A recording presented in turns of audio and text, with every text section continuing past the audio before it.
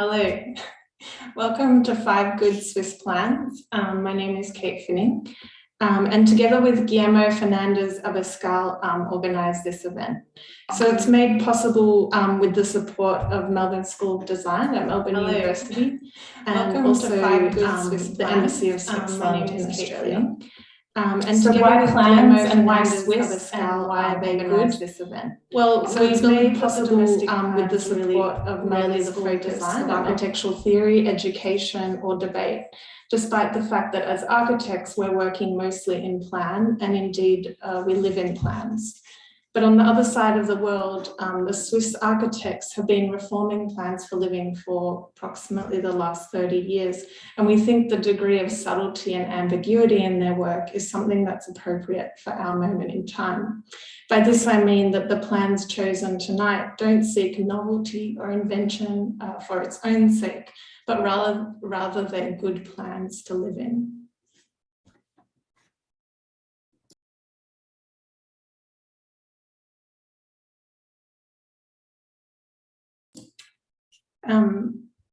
So I'll now hand over to, so why are they good? Well, we have an idea, but it's really our task tonight to work that out. Each speaker will present to be followed by a roundtable discussion at the end of the night.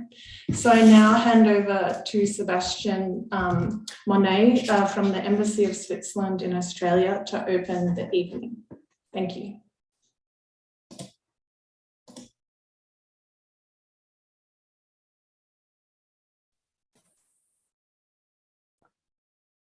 Good morning, Switzerland. Good evening, Australia. Ladies and gentlemen, dear friends, colleagues, a warm welcome on behalf of the Swiss Embassy to this online symposium. My name is Sebastian Monet. I'm the science counselor here at the Embassy in Canberra. And a warm welcome to this online symposium, the first of its kind, I dare say, bringing together architecture practitioners and academics based in Switzerland and in Australia. I would like first to acknowledge the contagious enthusiasm of Kate and Guillermo, the two driving forces behind this symposium, who have convinced us easily at the Swiss Embassy to support the symposium, and at the same time also opened our eyes on a very timely and not often discussed element of architecture that is, of course, outside of the expert circle, I assume, the housing floor plan. Therefore, many thanks to you two for making this symposium happen. Now, 2 years into the pandemic, most of us, I believe, have had at some point to work or study from home and to deal, for the less fortunate of us, with the constraints of apartments and rooms limited by their original functional design. So this lack of privacy and the absence of flexibility represent challenges now all too familiar. But based on the conversations I was fortunate to have with Kate and Guillermo, I understand now that architects in Switzerland tend to pay a special attention to thinking the interior of houses. So this is not really a surprise. I think Switzerland has a rich and deep-rooted tradition of architecture and a pervasive culture of architecture with a considerable influence abroad as well. But what can be some of the reasons, or what can explain this excellence in architecture? I think first, the multicultural and multilingual fabric of Switzerland plays an important role and is feeding directly into a large reservoir of small architectural practices, often competing for sophistication rather than the lowest cost. And second, access to a talent pool of well-trained architects and high-quality craftsmanship, I think, is also important. So developing an inclusive and egalitarian education system has been, including a strong emphasis on vocational education, has been a key success factor for Switzerland, and also for interdisciplinary disciplines like architecture. So finally, fostering the international exchange of knowledge, ideas, and talent is a core element of Switzerland's international strategy for education, research, and innovation. This is why the embassy is actively promoting platforms like this symposium. which I hope is the first in a long series of rendezvous between the two community of architects in Switzerland and Australia. With that, I give over to Kate, and I thank you very much and wish you all an insightful symposium.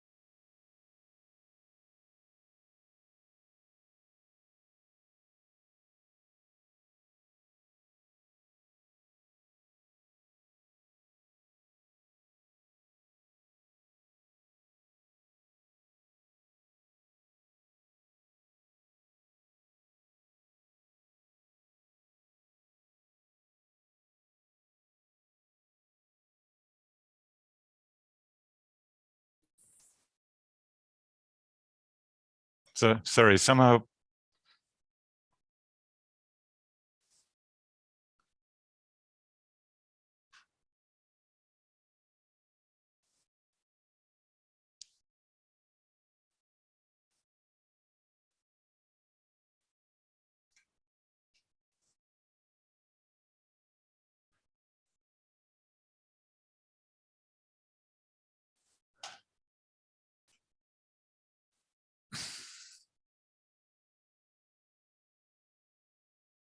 Can you hear me?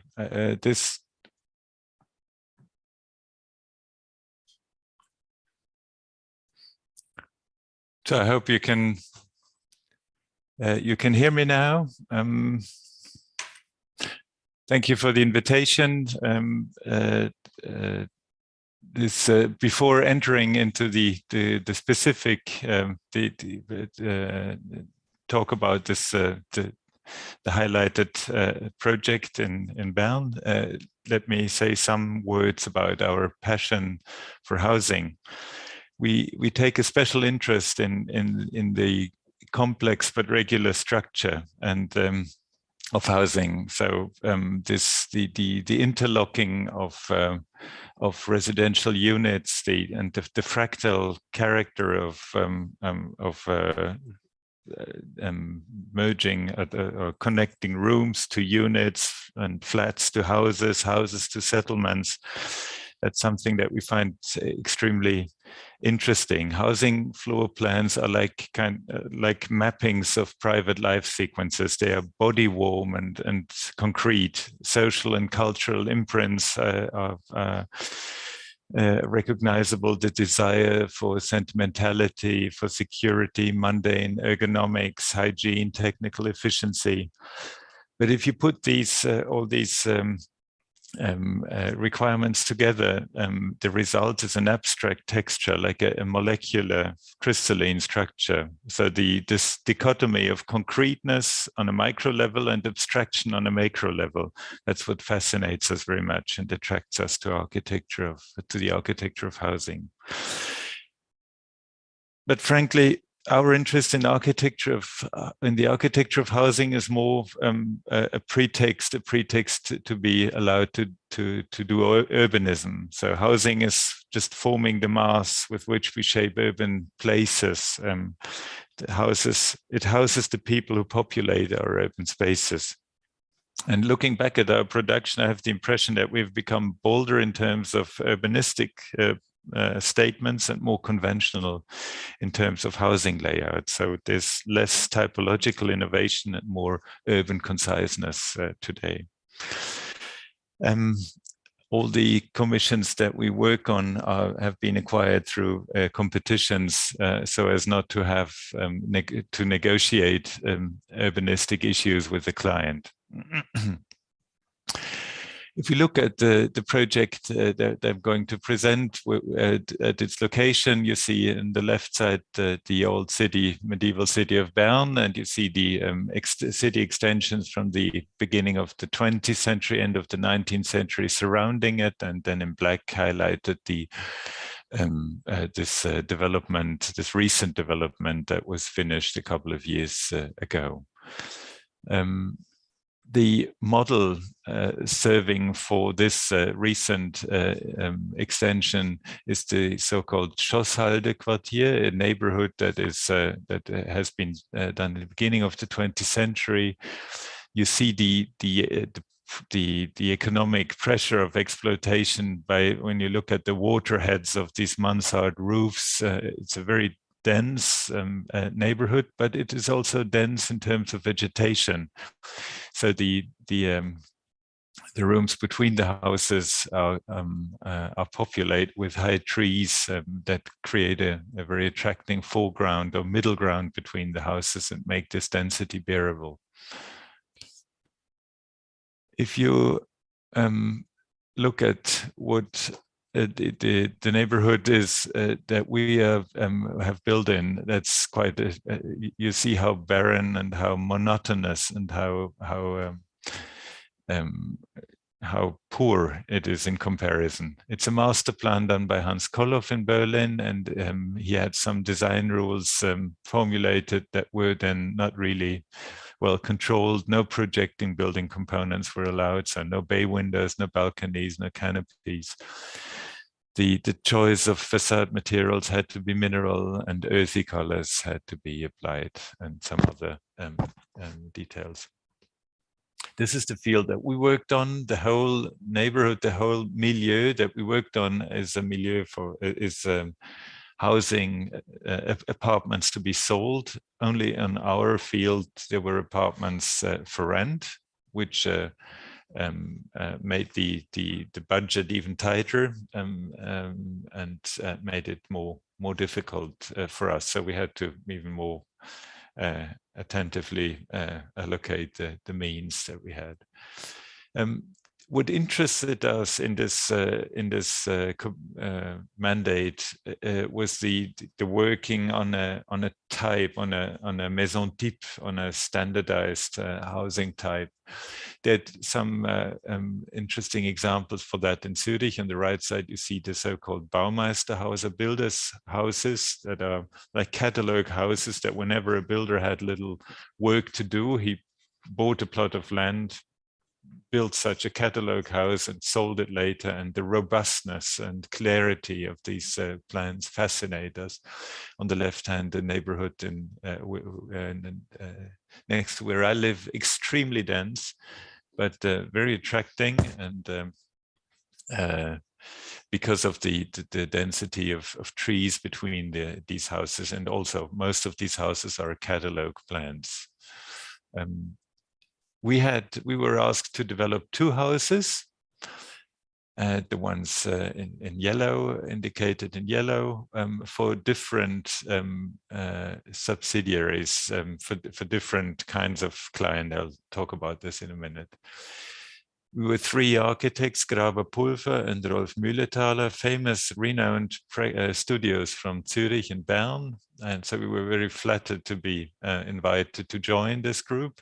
It was an Investorenwettbewerb, a combination of an investment offer and a rather sketchy architectural vision to present. And then it was handed over to a total contractor with a very bad reputation, and he executed the houses then between 2014 and 16.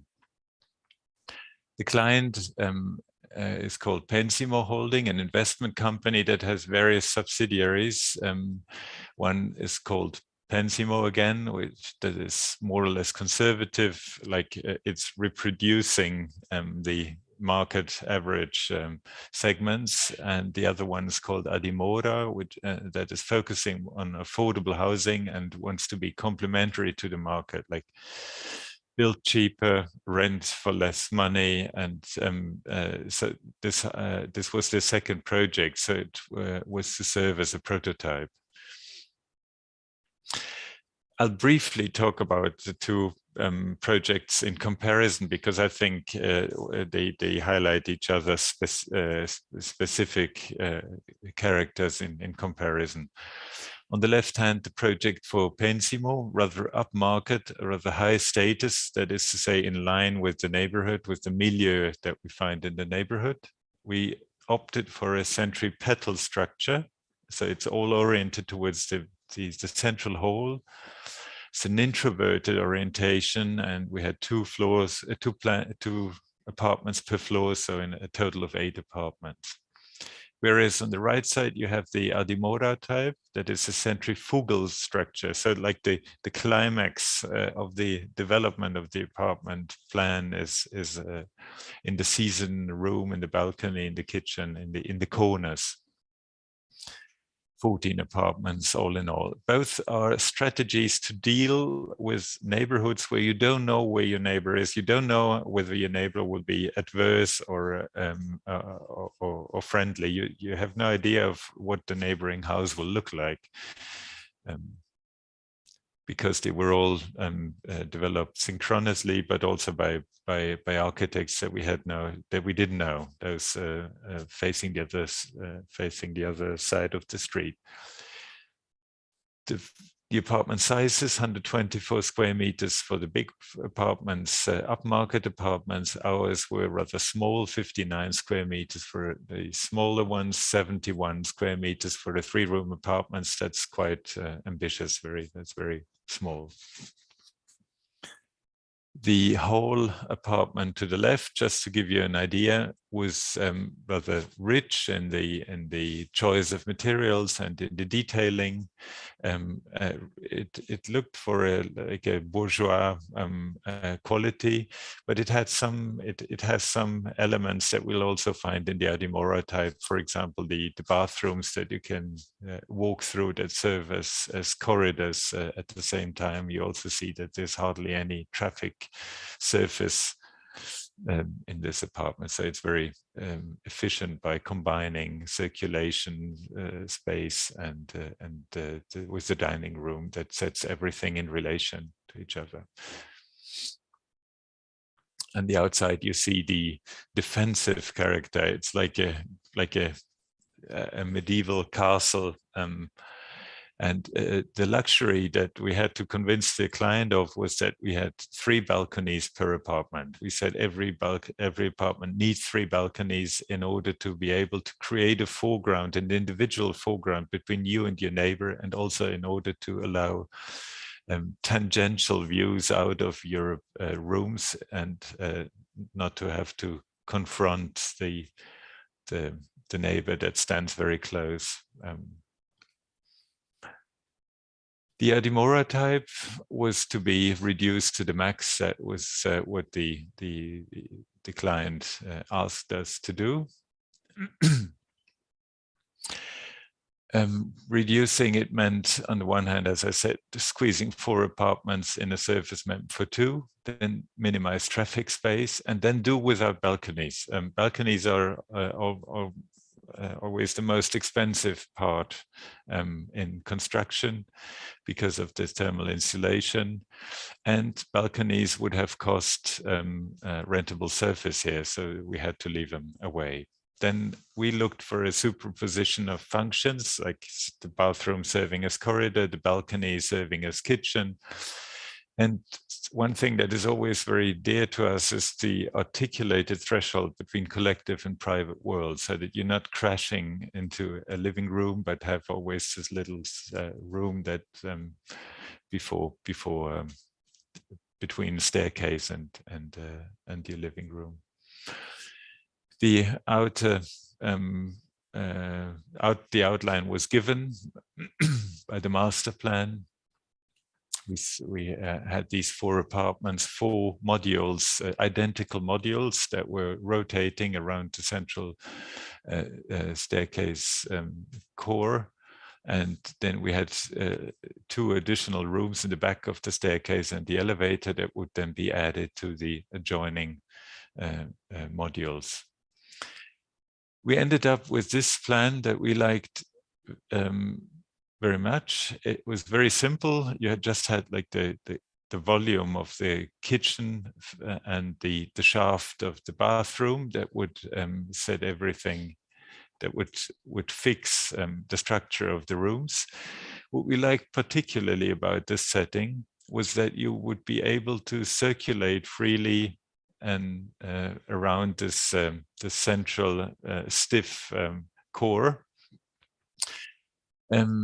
But you had two different ways of circulating. One is the very long one, peripheral along the facade, and the other one is the shortcut through the bathroom. That reminds me of a wonderful sentence of Luigi Cacciadominioni, the Milanese architect, who said, make the informal, the purely functional connections as short as possible, and make the formal, the representative connections within an apartment as long as possible. That's something that I like for its frivolity. It's, explain to a client why it is important to make the ways within an apartment as long as possible. So that's what we tried. You see the plan in the left. There was one major problem arising, that is between the bedroom and the kitchen. We didn't succeed in conceiving a door that would be working, because we had opted for these large sliding windows that you see in the plan on the left. So we couldn't fix a door.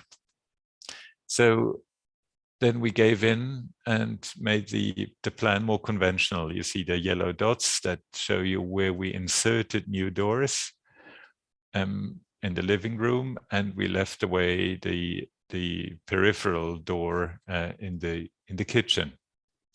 That made the floor plan a good deal more conventional, and changed a non-hierarchical into a hierarchical circulation, making the living room like the center that sets everything in relation, and also the corridor in the bathroom was like obsolete from that point on. There's hardly any picture left. So this is a picture I took from the photographer trying to take him pictures in a state where the building site wasn't even finished yet. But you get an impression of how this living room is. On the left side, you see the door to the bedroom. On the right side, you see the opening towards the balcony. You see this huge window. This is the shortcut through the bathroom. You see the very basic surfaces. There's a in situ concrete on the ceiling, and the raw construction is the ceiling, and you have a gypsum-based floor for the bedrooms. It's the cheapest floor you can have. It's what you use to put on the tiles, but we just left away the material on top of it. The balcony kitchen is like the protagonist of our design. We concentrated all the money we had on these two huge windows, and it was quite complicated to construct this and insert it within the structure of the brickwork. This somehow this season room reminds me of a wonderful description of Grete Tugendhat telling about how it felt when in deep winter they would lower the window panes in Villa Tugendhat and sit in this wonderful Mies van der Rohe living room, but would be sitting outside in the snow at the same time. And what you don't see in this inside picture is that we had planned a lot of ivory and wild wine to grow. You see on the picture and a project that we finished almost simultaneously 1 year before, and after 2 years, the plants had grown up like this. And this was what we had in mind for our project. I cite Peter Smithson, who had this listed 7 points in this wonderful short text, The Small Pleasures of Life. He lists 7 points what makes an apartment attracting, and his first point is to work or write at a creeper bordered window. And this creeper bordered windows was what we had in mind. Of course, everything was meant to make this balcony feel as outside as possible. Then we also had in mind the room without a name, a term coined by William Worth, the Californian architect. This combination of dining and living room and formal and informal aspects, like a factory ladder, a porch combined with a piano and the living, formal and informal qualities. Creating this pocket here turned out to be an extremely complicated thing for the inside thermal conditions. I'm not going deeper into detail. Here you see once more the how it looks like when sitting on this when being in this kitchen. There's hardly any plasticity in the facade of this house, any composition. The one articulated measure that was important to us was these protruding big pillars, and these pillars are just set in front because they have to give way to the sliding window behind. So that makes gives this kind of vertical articulation of the facade. You also see here the grid that was meant to be covered by ivory and wild wine. It's all built in brick, and it's this insulating brick, a fantastic material, but one that is extremely rigid, one that is very limited in how it can be applied. So all this the articulation of the facade turned out to be incredibly difficult to build with this material. We thought it was the most simple way of articulating plasticity, and in the end it turned out to be a very complicated thing and very difficult to solve. Here you see a detail of this balcony kitchen, and here you see the house from outside. I think I'm done now.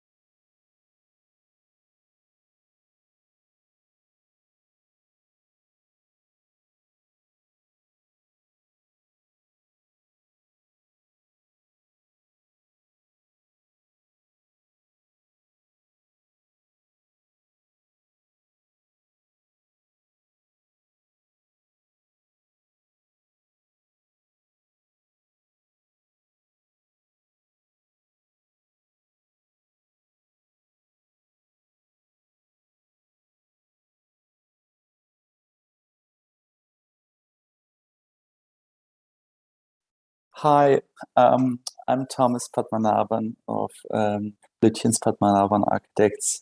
Thank you, Kate and Guillermo, for having me here. It's a real pleasure. Also, it's a pleasure to meet all our dear friends and colleagues from Zurich in Switzerland to talk at a faraway place about our work, which you will be surprised, but we don't do that very often, unfortunately. I would like to speak about a project that, let me just see, I can move, give me a minute. Oh yeah, sorry. I'd like to speak about our Herrenstraße project. It is a 10-unit apartment building in Zurich, which you can see here. It's I'd like to often to ask the audience what you would imagine, what would face that building, what would be reflected in that facade, which would speak about our idea about the relationship between the urban and the cultural context of the building and the plan. So this is basically what I kind of would like to speak about a little bit today, as this is not feasible as a conversation, but more as a presentation. I'd like to give it away to you. Actually, this main facade of the building, it is facing two heroic elements of the modern city, which is the soccer stadium of Zurich and the slaughterhouse. So its location is quite special. You can see it here in dark gray. It's really the last urban building of Zurich. The city of Zurich grows from the lower part of the plan to the upper part. Where the building stands, the 19th century dense urban fabric of the city blocks abruptly end and gives way to the open sprawl of the Limmat Valley, with its boxes, with its IKEAs, and of course with these two singular elements of the modern city. The slaughterhouse just cut off at the top, and you can see the curve of the soccer stadium. The site really had two characters that we're combining. One is, of course, being still linked to the kind of fragmentary city structure of the European city, which is ending. It's like a bookend to an unfinished city block when it was built. At the same time, it's lonely, it's singular, it's exposed. So we find that these conditions are really two tensions, two conditions, and between these tensions, many urban buildings find themselves located. This this idea of a two-sidedness, that on one side the building is facing the open valley of the Limmat Valley with its sprawl, and on the other side it's looking into a huge courtyard with family gardens, allotment gardens. That two-sidedness is reflected also in the section. As you can see, on the left side towards the open Limmat Valley, there's a bay window pushing itself into that space. And on the lower two floors, there's an addition that's kind of pushing itself and receding itself into the more private, calm green space of the allotment gardens. So as Oliver and I, we rarely have an independent idea about, say, the interiority, the kind of living culture of a building. We like to see the interior as a continuation of the urbanistics of the exterior. And I like to talk about this a little bit. So on one hand, there's a very defensive and strong facade facing the street and the open landscape, while on the courtyard side, I'll just jump in. This is the strong defensive side, which was inspired. You can see it consists of band windows, modern band windows. At the same time, it has a kind of surface that is divided into plastic squares that could remind us of rustications, of a kind of decorative transformation of masonry into an architectural sign. And we were, in fact, inspired in this building, one more indirectly and one more directly, by two projects, which one is, of course, the Le Corbusier's Immeuble Porte Molitor in Paris. It's the building where he He lived himself in the attic, in the upper apartment. It's a fantastic building that's very urban. It consists of, it's on the left side, it consists of a very complex layer of base elements, bay windows, and staggering roofscapes. And it translates all the qualities of a kind of bourgeois Paris apartment building into a modern language, into steel and glass bricks.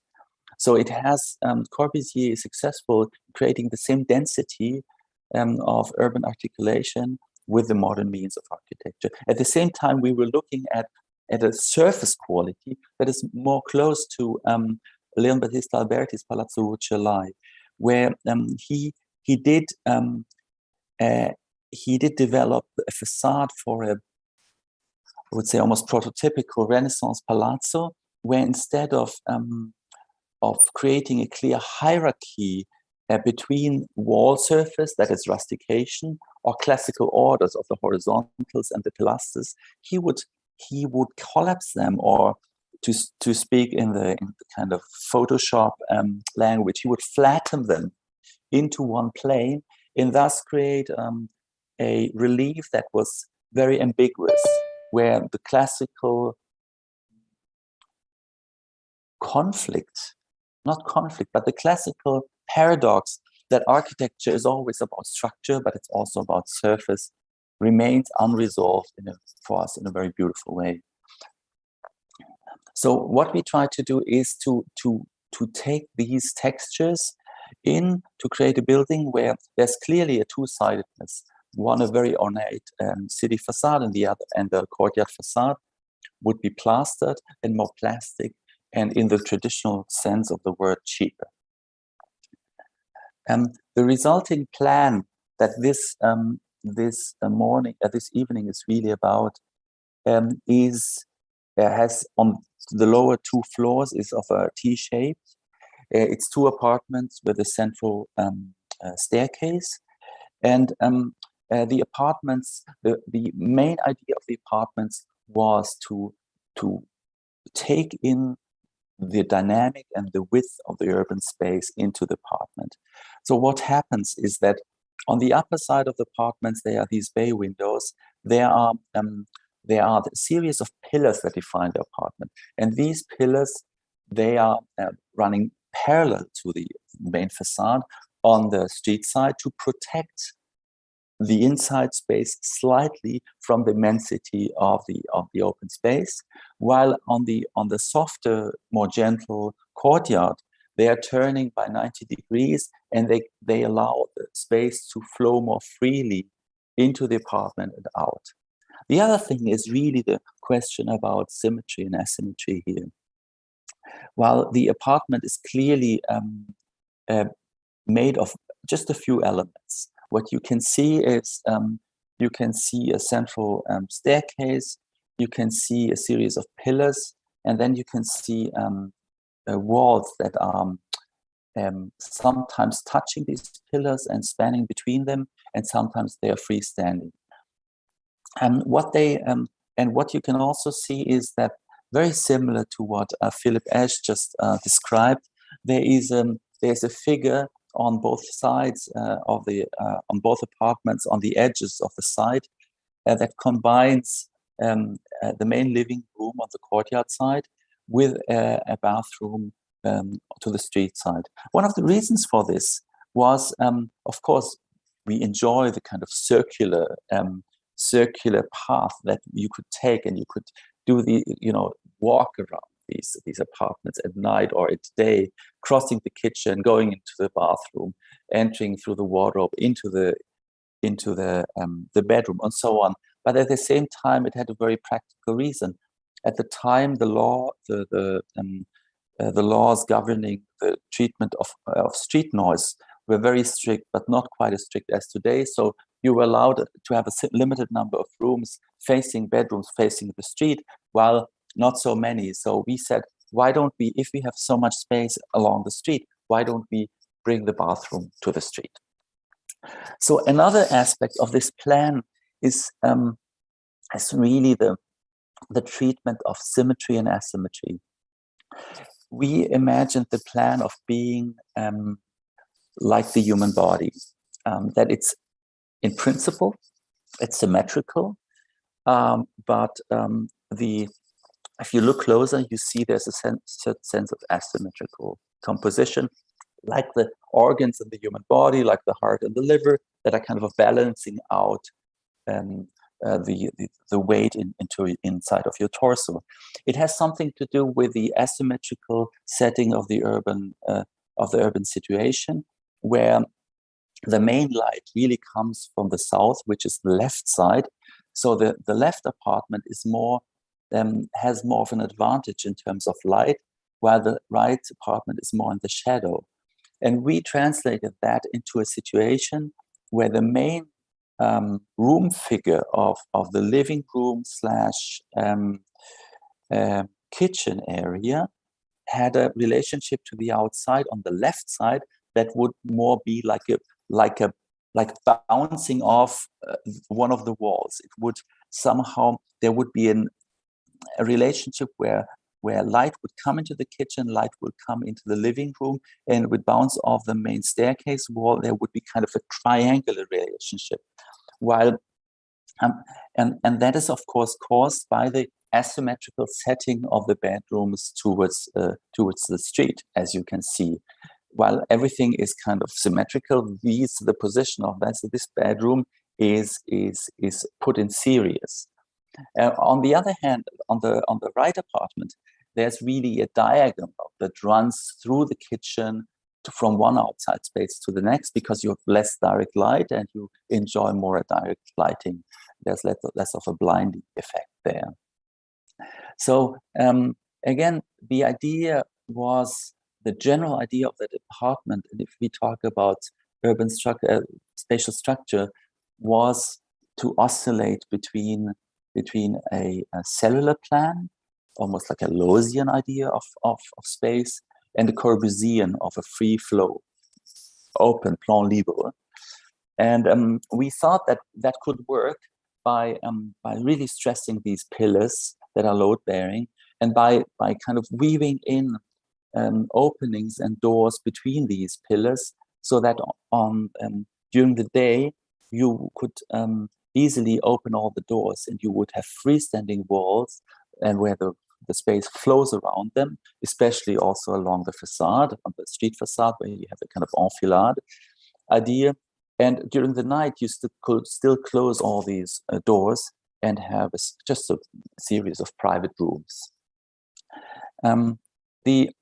The inspiration and the relationship and the dialogue between the architecture of Corbusier was quite important for us in this respect. Here I'm showing a plan of the Corbusier Villa Stein at Garches from 1927. And here you can see that there is a relationship between pillars and walls that is ambiguous. You have pillars that are freestanding, you have those that are connected to walls, and they have a very complex relationship. That was really inspiring for us. So another reason that we felt was important for the asymmetry of the plan, and not to keep it symmetrical, is of course the position of the central staircase. The central staircase, if it was a purely symmetrical plan, it would become the center of the plan. And of course, in this context, the staircase can't be as important as it is. So so by breaking the symmetry, we felt we would somehow take off the burden of the central staircase. Going through that plan, it is really interesting, because in reality, the plan looks less structured and more flowing in 3 dimensions. Here you can see the space from the entrance looking towards the kitchen. We were very lucky that we had a building law that would allow us to have a very high building, while the number of floors was limited. So we could convince the client that he would allow us to have higher ceilings than normal, which is quite powerful if you think of the depth of the plan. So this is the view from the living room kitchen into onto the street side, where you can see that that by looking beyond two sides of the pillar, you can see the continuity of space, but you can also see the manipulation of views and the limits of views by creating doors that have sometimes closed elements that are above the doors, so that you can regulate very precisely the openness of the spatial structure or the kind of limits of this openness. This is the enfilade along the street side facade, which connects the living room, one of the bedrooms, and the bathroom.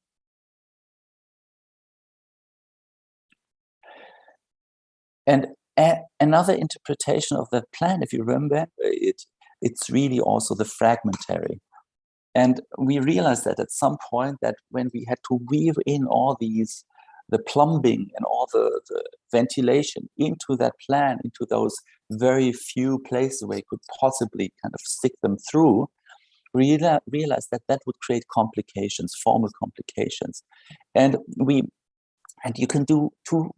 you can handle formal complications in different ways. You can try to weave them in completely and make them disappear or suppress them, or you can make them visible. So here in this case of the bathroom, with the shafts and the mirrors and so on, we decided to create a kind of relief that would absorb all these technical difficulties behind and kind of dissolve them into almost kind of a cubist relief. Now, this is the view versus the allotment gardens, the calm view, the one towards the city. Here, another problem occurred, the problem of having two characters within a building. The building from one side, on the street side, it is a building with horizontal strip windows, as you have seen. And on the other side, on the garden side, it's a mural building. Walls, plastered walls with windows that are essentially cut out of that surface. So how do you reconcile these two characters from the inside? How do they relate? That was really a challenge for us.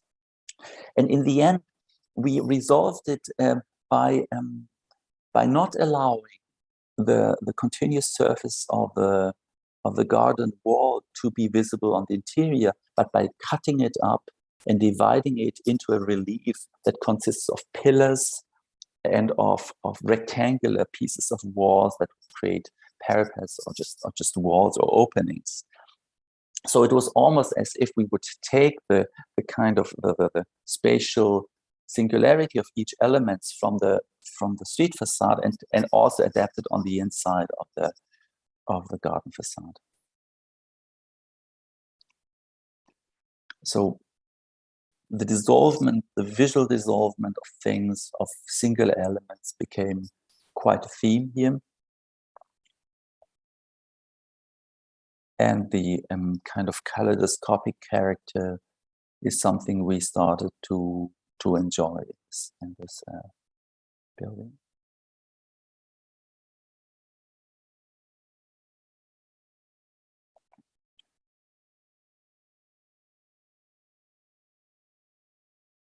These are photographs by the Swiss photographer Walter Meyer. And this is the view from the allotment gardens, where the building takes on while it's singular, it takes on a mono, everyday character.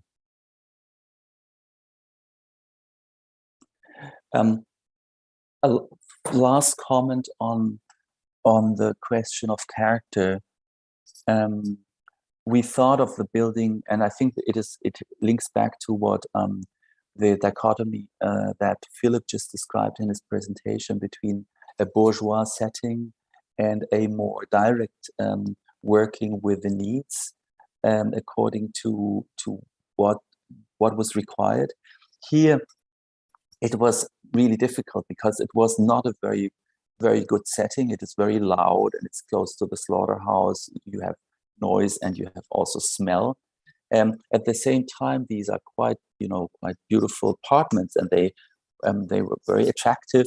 So we thought, what is the character of the staircase? What is the character of the entrance? And so first we wanted to have to create a kind of bourgeois cellular atmosphere there, where you enter from the street and be in another world. Then we decided it probably doesn't work. Let's take the street inside. So we transformed the black asphalt of the street surface into a black rubber floor, and we used very rough concrete and basically thought of continuing the streetscape into the apartment, and not into the apartment but into the building and the staircase. And we were counteracting this rough concrete. You have to imagine this concrete. It looks not so bad on this picture, but it's really quite rough for Swiss standards. We counteracted it and juxtaposed it with very graphic elements in the staircase that formed handrails.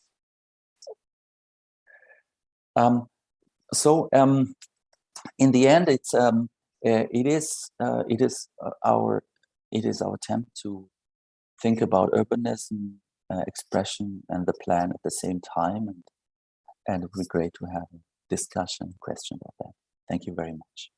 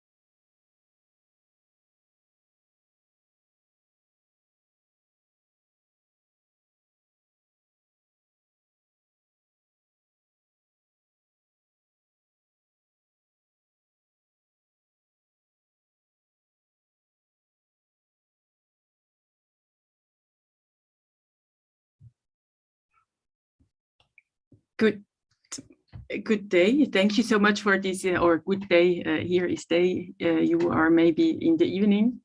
Thank you so much for this invitation to this symposium. So I'm looking very much forward also to the discussion at the end of the different talks.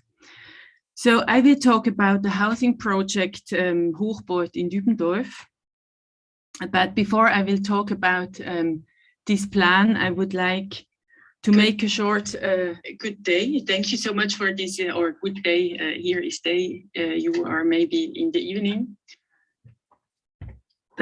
Before I will talk about this floor plan, sorry, there was kind of the YouTube channel that was coming into the lecture. So I will talk about, I will make a short detour to explain our understanding of spaces and the context of where this floor plan is, in which house and in which area in Zurich. So I think architecture is about designing and thinking of the whole world, the space, starting from the natural space down to the smallest space of a furniture. And architecture is about making rooms and habitats as diverse and multi-layered as possible. So it is not only about the habitat of humans, but also about the habitat of plants, trees, insects, bees, birds, and other creatures. So architecture is also about creating ecological spaces. And due to the intense urbanization and destructions of many natural habitats in recent decades, new refuges for living creatures must be actively created. So the aim is to create spaces where natural space and built space can coexist side by side. But architecture is also about creating less visible spaces as social spaces. Finally, all of these spaces should be part of a project, and we try to include that in this project in Dübendorf.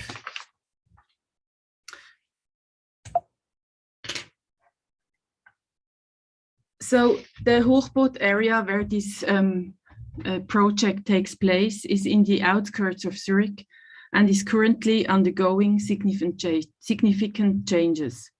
A lot of land destruction occurred over the last years, mainly because of the zoning law changed from an industrial zone into a residential zone. So our project takes place on this piece of land photographed in 1920, when there was still a nursery on site.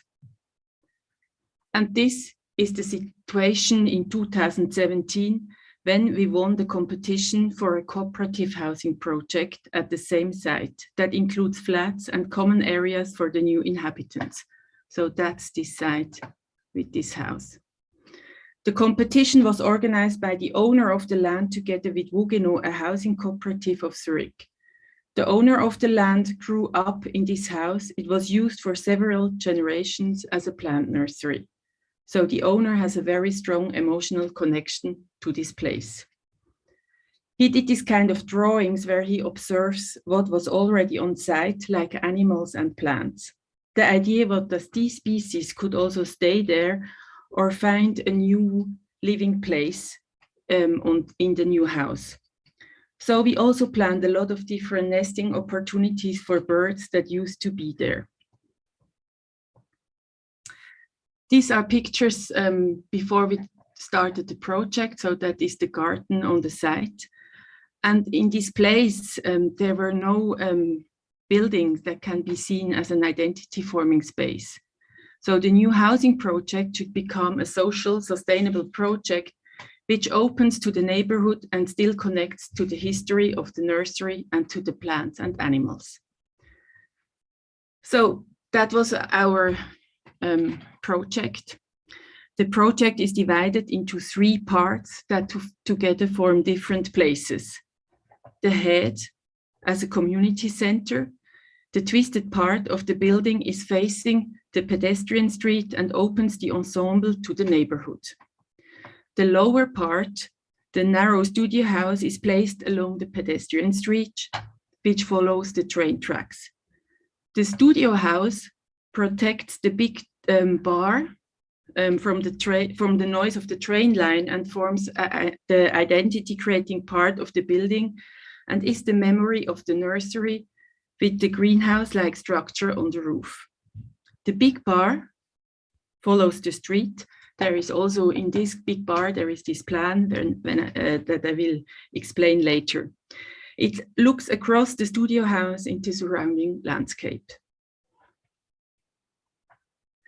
So that's the view of the community center, the head, and the view into the more private courtyard that is separated with this stair that is leading up to the roof terrace with this, under this garden-like structure.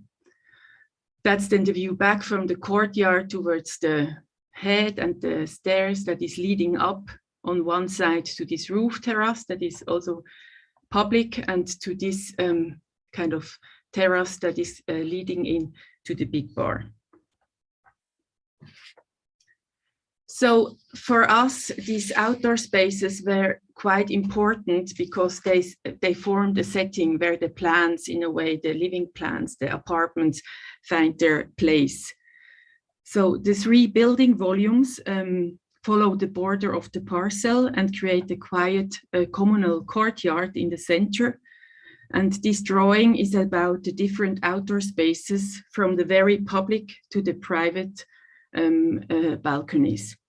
So you have the square around the head, the community center, the central courtyard between the bar and the studio houses that is separated by the stair that is leading up to this roof terrace with this greenhouse-like structure. And then you have finally the private balconies that are connected to each unit, living unit. And the idea is that between these elements, people and birds will live and install them side by side. So that's the view of this roof terrace where the future inhabitants can plant or grow plants together. But also in these chimney-like structures, there will be bird nests or bird houses for jackdaws. This greenhouse-like structure is also, you also find it in this courtyard on the facade of the big bar that is in a way making the different balconies, but also giving a scale to this big house. And also it makes in a way, or it kind of marks the entrances to the house.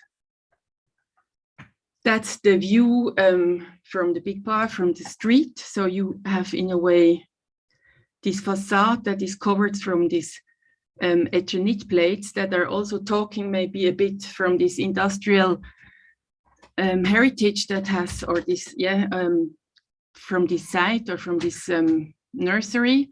And that makes in a way also this kind of dress of the house. So you like have these kind of plates that are just put on the facade and give this big house a structure. So you also have in a way this cornice-like element that separates the big facade or the big surface in two parts. So it gives a scale back.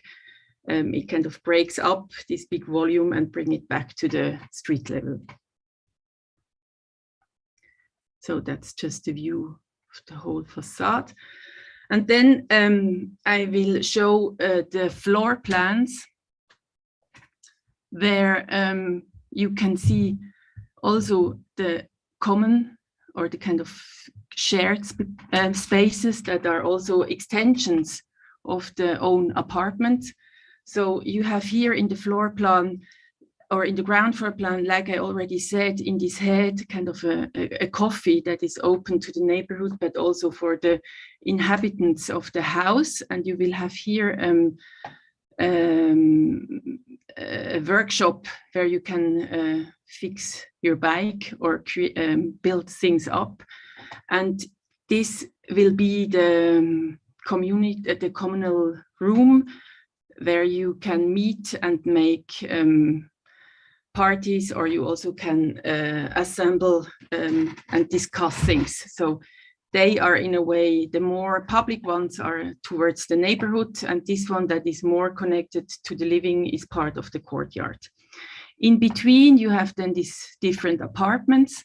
So they are facing on one side the courtyard, on the other side the street. And in the studio house, you have bigger units of apartments that are as a cluster living. That's the upper floor from 1 to 3, floor 1 to 3, where you have bigger apartments that are in a way going through. You have a big hall that is surrounded by rooms and the balconies towards the courtyard. And here you have the bigger units that are in a way, that this kind of cluster living. Maybe also a comment to this red line that you discover on all the plans, that's in a way the separation of these two worlds, one world or two worlds, two owners. There is the one side is owned by the cooperative and the other side is owned by the kind of owner of the land. So we maybe will discover this separation also then in the floor plans again. And this is the floor, the 5th floor. So it's where you can, where there is the connection of the big bar through this kind of bridge and stair to the roof terrace. So it's a special floor. It's also the transition of the kind of thick part of the lower lower part of the building and the upper part that gets very thin. You have here common spaces, so-called flex rooms that you can also kind of rent for kind of hours. So you have, the idea is to have at the moment like co-working spaces, but also music rooms. So it's also kind of an extension of your own floor plan where you can in a way rent this room for 1 or 2 hours. And this is the plan of the higher or kind of the last levels from 6 to 8. And the kind of building volume starts to be really narrow. So you live in between these 2 facades, and the balcony is really kind of part of the interior world. So maybe we can see that then in the detail plan. So that's a detail of this plan of the kind of floor plan of the lower apartments towards the courtyard, where you really live in this big kind of open space. So you enter through a kind of a more hidden garderobe, and then you enter in this big free empty space. The kitchen is in a way in a niche, and the rooms are around. Maybe also that was quite important for us, that this house has a very simple structure, as this also maybe also as this idea of this very rational organization of this industrial building. So there is just this kind of rooms on this side, and then the living spaces that opens up to the view and to the southwest. So that's a view of this open kind of open hall that you can use in different ways. You can install yourself as you want. So these are kind of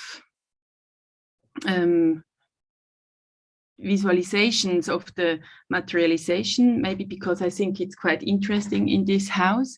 There will be quite different materialization of these floor plans, in the sense of that there are 2 different owners. So we will have this cut that is in a way like invisible in the plan. You will also see it then in the materializations of the apartment. So on the one hand, you have the kind of private owner that has chosen this kind of kitchen and materialization, maybe with this wood that is visible, and then the painted surfaces of the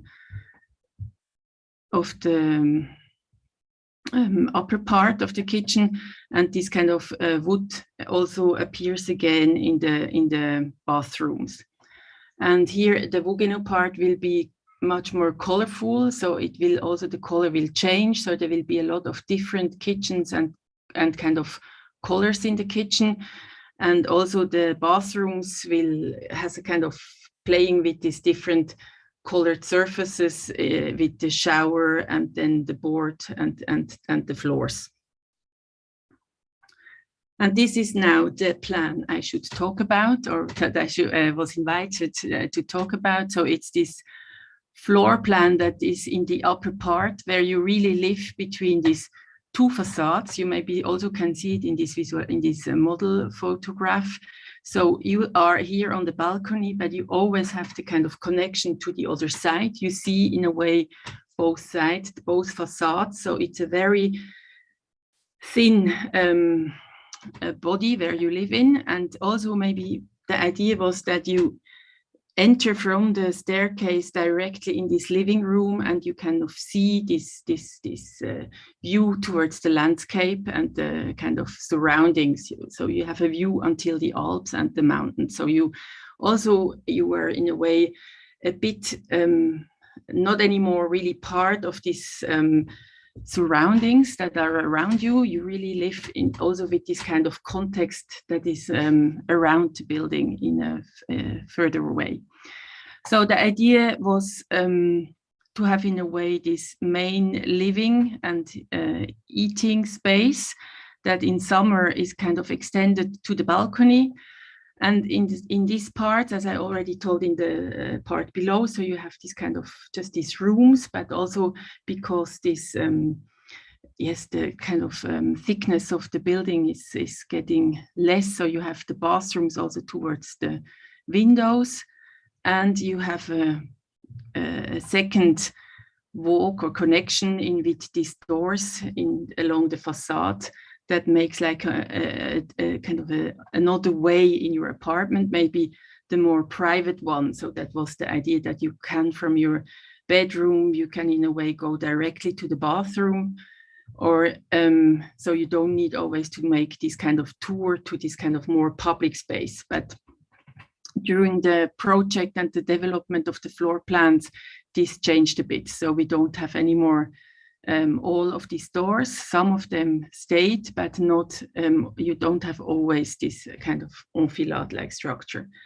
Maybe also the idea of this bigger door or double door that is in a way opening this room towards the living room changed also a bit, but the idea was that this space is something that can be on one hand like a kind of a bedroom, but you also can open the doors and saying it's a study, it's part of the main living space. So this kind of how you deal with the openings, if they are bigger or smaller, you can open them more or less. A room belongs more or less together. So you can create different enfilades and different ways of connecting these rooms.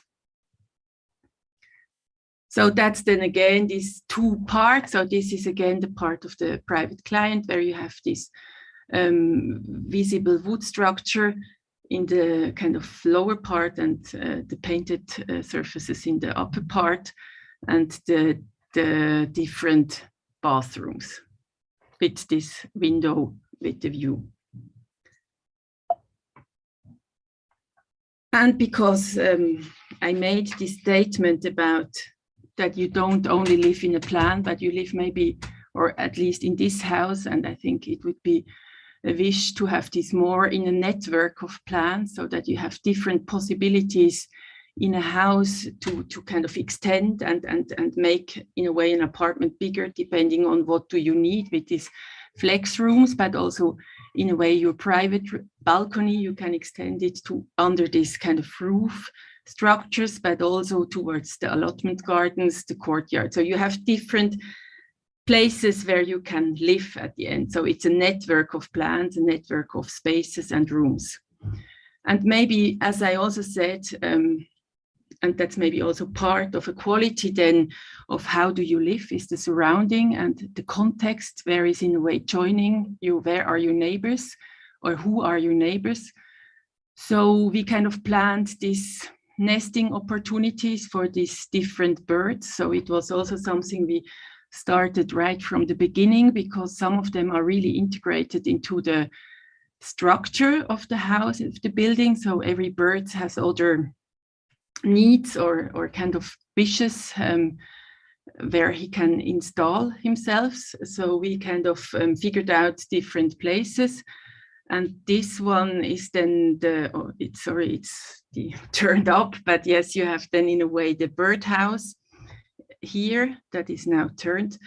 And the idea is also that the future habitants can build themselves these birdhouses. That's again the birdhouse of the jackdaw.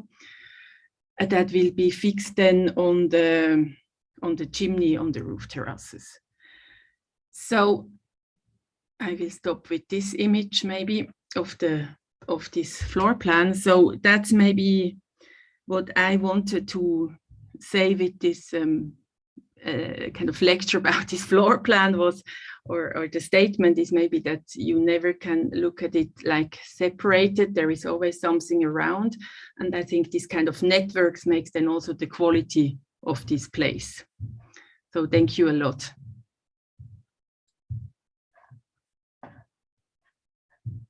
Thank you, Maria. We have a couple of minutes just for some quick questions. Mm-hmm. I just wanted to hear more about the use of doors in this apartment, because the rooms are quite clear and almost regular and simple, but the doors are quite specific. That's exactly, I tried to explain that was because that was also something that when we planned this project, it was really about this really kind of rooms that have a good proportions, and then through the different openings of the doors, you can regulate if a room, you can, I think also in the bigger apartments, if you can connect it to the living room with kind of double wing doors, or you have the smaller doors that are also in a way private, and you can, even if it's open, it's less visible what is behind the door. So that was quite an important kind of element to judge this, if you can talk about more private places in an apartment and the more public ones. Mm-hmm. So that was quite, and some of them are still there, also they are still in the project, but others, they had to disappear because there is always, I think also maybe interesting, this discussion about how you furnish a plan and how many possibilities do you have. And doors are always an argument, or an argument against doors is always the flexibility of furnishing a room. It kind of makes sometimes things more complicated in the vision of the client.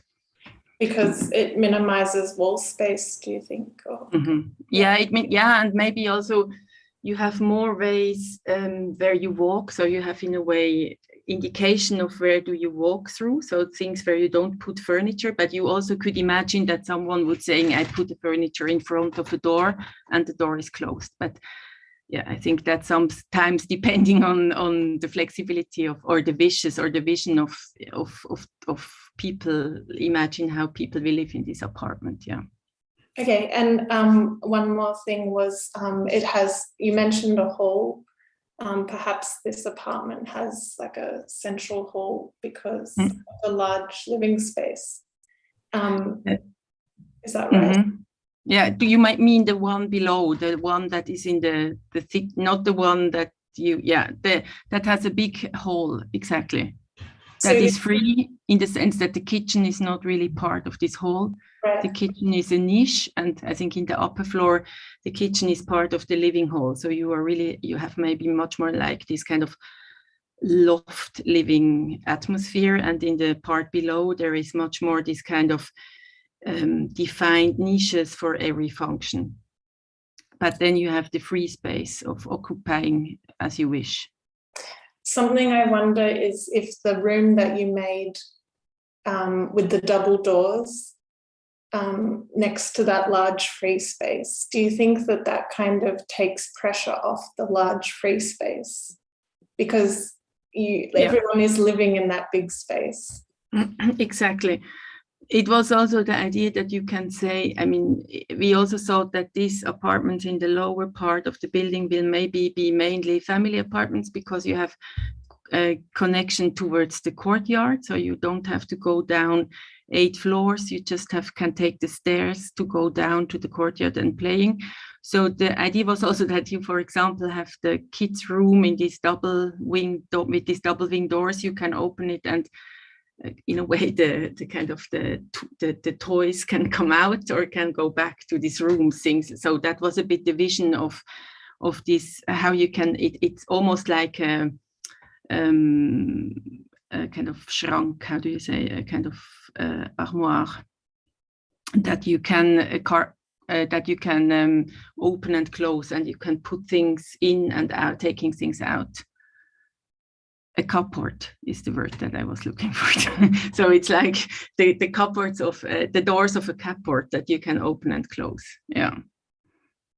Well, it's really beautiful, and especially what you said about the being able to see through the depth of the plan, to see both facades. And something else where you said it was like you can kind of create your own enfilade is quite beautiful.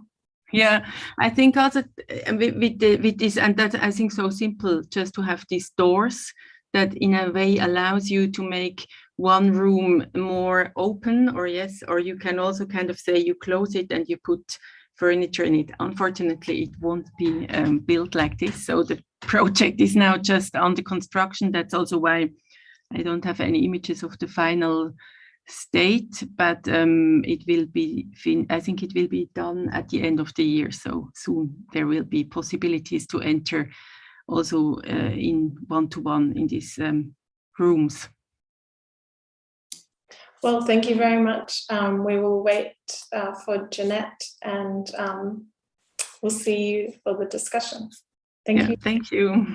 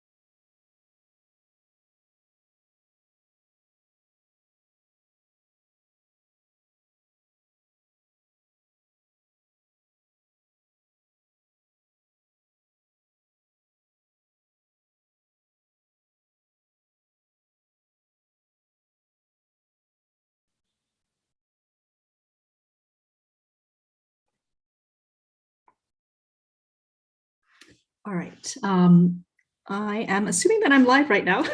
And hello, everybody. Welcome to this talk. And thank you very much to Kate and to Guillermo for inviting and setting up this wonderful series.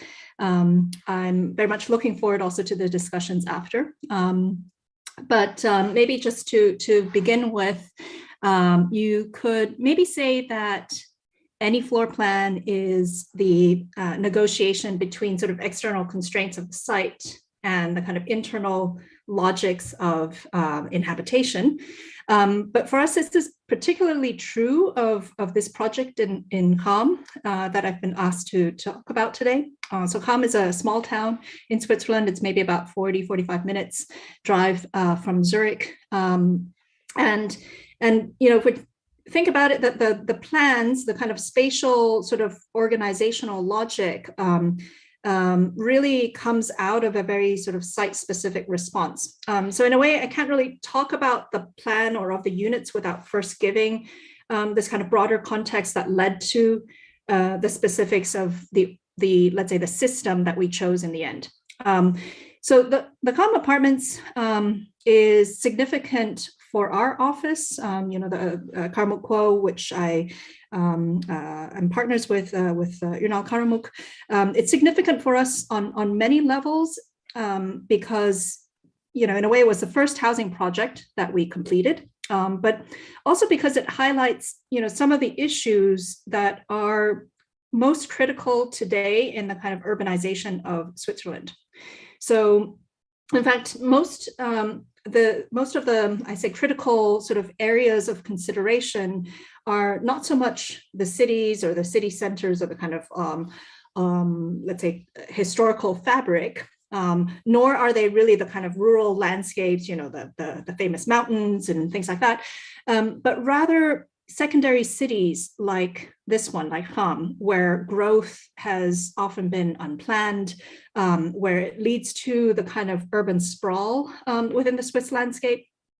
And much of this sprawl is, of course, speculatively driven, where the kind of, let's say, market demands, or what is projected as being sort of market demands, is sort of imposed within the urban fabric, oftentimes, let's say, favoring economy over character or over the kind of quality of these apartments, and leading to many of these towns essentially kind of losing their identity to kind of run-of-the-mill projects.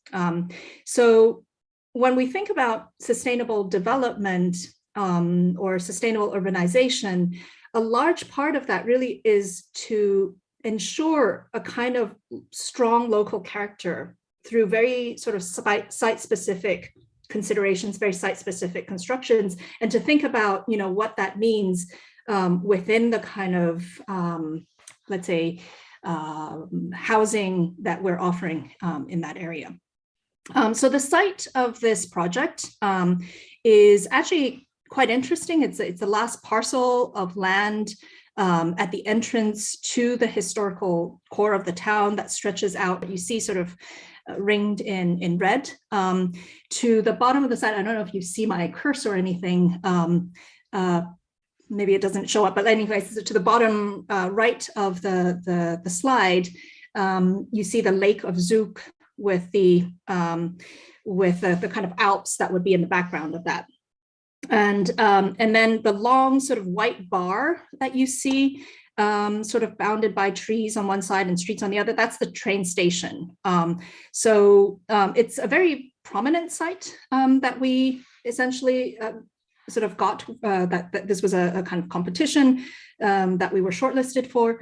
And it's a very prominent site at this bifurcation. And this prominence, in a way, it's both its appeal, but also its Achilles heel. So the plot was undeveloped for decades, mostly because of the kind of strange geometry, let's say, that developers didn't really feel were, let's say, giving them the necessary returns for developing it, but also because of the kind of contentious neighbors. So, you know, all of the people on the backside of the building, facing the lake, that were afraid, that the building would block their view. But another sort of challenge of the site was really sort of in maximizing this buildable envelope and really making it economically viable to even build on this plot. And the building codes in Switzerland typically allow a kind of extra floor that's called the attica, or the penthouse, as long as it follows a kind of equal setback. And this usually leads to these types of hats that sit on top of a building. We're really, in some ways, kind of, you can see that all across the kind of Swiss urban sort of peripheries and things like that, these buildings that with this very specific, let's say, visual typology or massing typology. And so we were really trying to think about some way to avoid that image in a way. And we discovered in this town that the attica is defined not by the kind of equal setbacks, but by two overlapping rules. So first, that the attica, this kind of interior space of it, has to be less than 60% of the floor area below. So that's basically the area that's thermally enclosed. And there has to be a setback, but only from the longest facade, which is, this, what you see here, the kind of roof terrace that we created essentially allowed us to sort of push the building back. And then there's a kind of a minimal setback where you see at the tightest point, that was the kind of minimum distance that we had to hold. And so the penthouse apartment, essentially in some ways guided some of the formal logic of it. It is meant actually for the owners of it's an elderly couple that bought this plot and developed it, but retained the kind of topmost apartment for themselves. You see the kind of private and common areas essentially separated by the circulation core, which by the time you get to this top floor becomes privatized. And these common areas are essentially arranged in an enfilade. You see the roof terrace to the left, this kind of very generous long space, but that to the end of this enfilade, we essentially introduced a kind of covered outdoor space. And this kind of more intimate sort of outdoor room, which would essentially protect the space from full exposure. There's this railroad, you see it, in fact, in the image, this train that's coming towards us, and to protect it also from the views of the neighbors. So it's really a kind of extension of the interior logic to the outside, but provides a kind of, you had to, in Switzerland, it's very common that you have to provide private outdoor spaces for each apartment. In fact, that's maybe something that was quite different in terms of just expected living standards, let's say, in comparison to my experience within growing up in the US, for example. So the idea of balconies, or in this case of a loggia, or of a space which is an extension of your living sphere from the interior, is really kind of key to also to the kind of massing and the geometry of this project. So, this interpretation of the local codes, or kind of, in some ways playing around with it a little bit, allowed us to essentially grow the appearance of the building by one floor to kind of accentuate this very narrow and slender tip, and to give the building a more vertical but also more unified presence. So what you see, on that top level, that's actually an outdoor space, but in fact presents itself almost as part of this kind of indoor system. And based on where you look at the building and you kind of move around it, there's an ambiguity between the reading of it as this kind of singular form and the reading of sort of multiple forms that merge together. We were also able to manipulate the form to sort of gain additional space with the allowable cantilevers over the buildable footprint. So instead of responding to each site or programmatic condition as an additional volume or element, we allow the volume itself to sort of mutate, to peel away, or to merge where necessary, so that in the end, the building seems to sort of constantly change as you move around. And so the shifting of the form basically produces these types of overhangs, that would mark the entrances, giving them a kind of a protection, but also sort of guiding you into the building. But if the top and bottom floors are the exception, so the top, essentially marking the skyline or the expression of the building on the top, and the bottom, marking the kind of relationship to the city ground, then the middle floors really establish the rule, the kind of system of living. And I think here's where the logic of the form begins to really affect the logic of the plan in quite direct ways. So given the particularities of the kind of triangular parcel, we were interested in understanding possible organizational strategies that would derive out of this geometry. But beyond the kind of difficulty of the geometry itself, there was the added challenge of its small size. The buildable footprint was only roughly 200 square meters, with the tip of the form being less than 4 meters wide. It meant that we were only able to get 2 sort of average size apartments onto each floor. So we wanted to come up with sort of living experiences that would really capitalize on the form rather than fight against it. But it meant that we had to sort of contend with 2 quite exceptional conditions that are, atypical, let's say, of market housing. One, a very, very narrow and pointy unit, and the other, a really, really deep unit. So for us, it was interesting to think of, 2 spatial anchors that would sort of define 2 quite radically different ways of living. So on one side, a kind of panorama room that would be, the selling point for the unit at the tip of the triangle. It's an experience that's almost like being at the kind of prow of a ship, where you're sort of jutting out into this kind of, public space, let's say, where the interior space really is defined by this 180-degree view.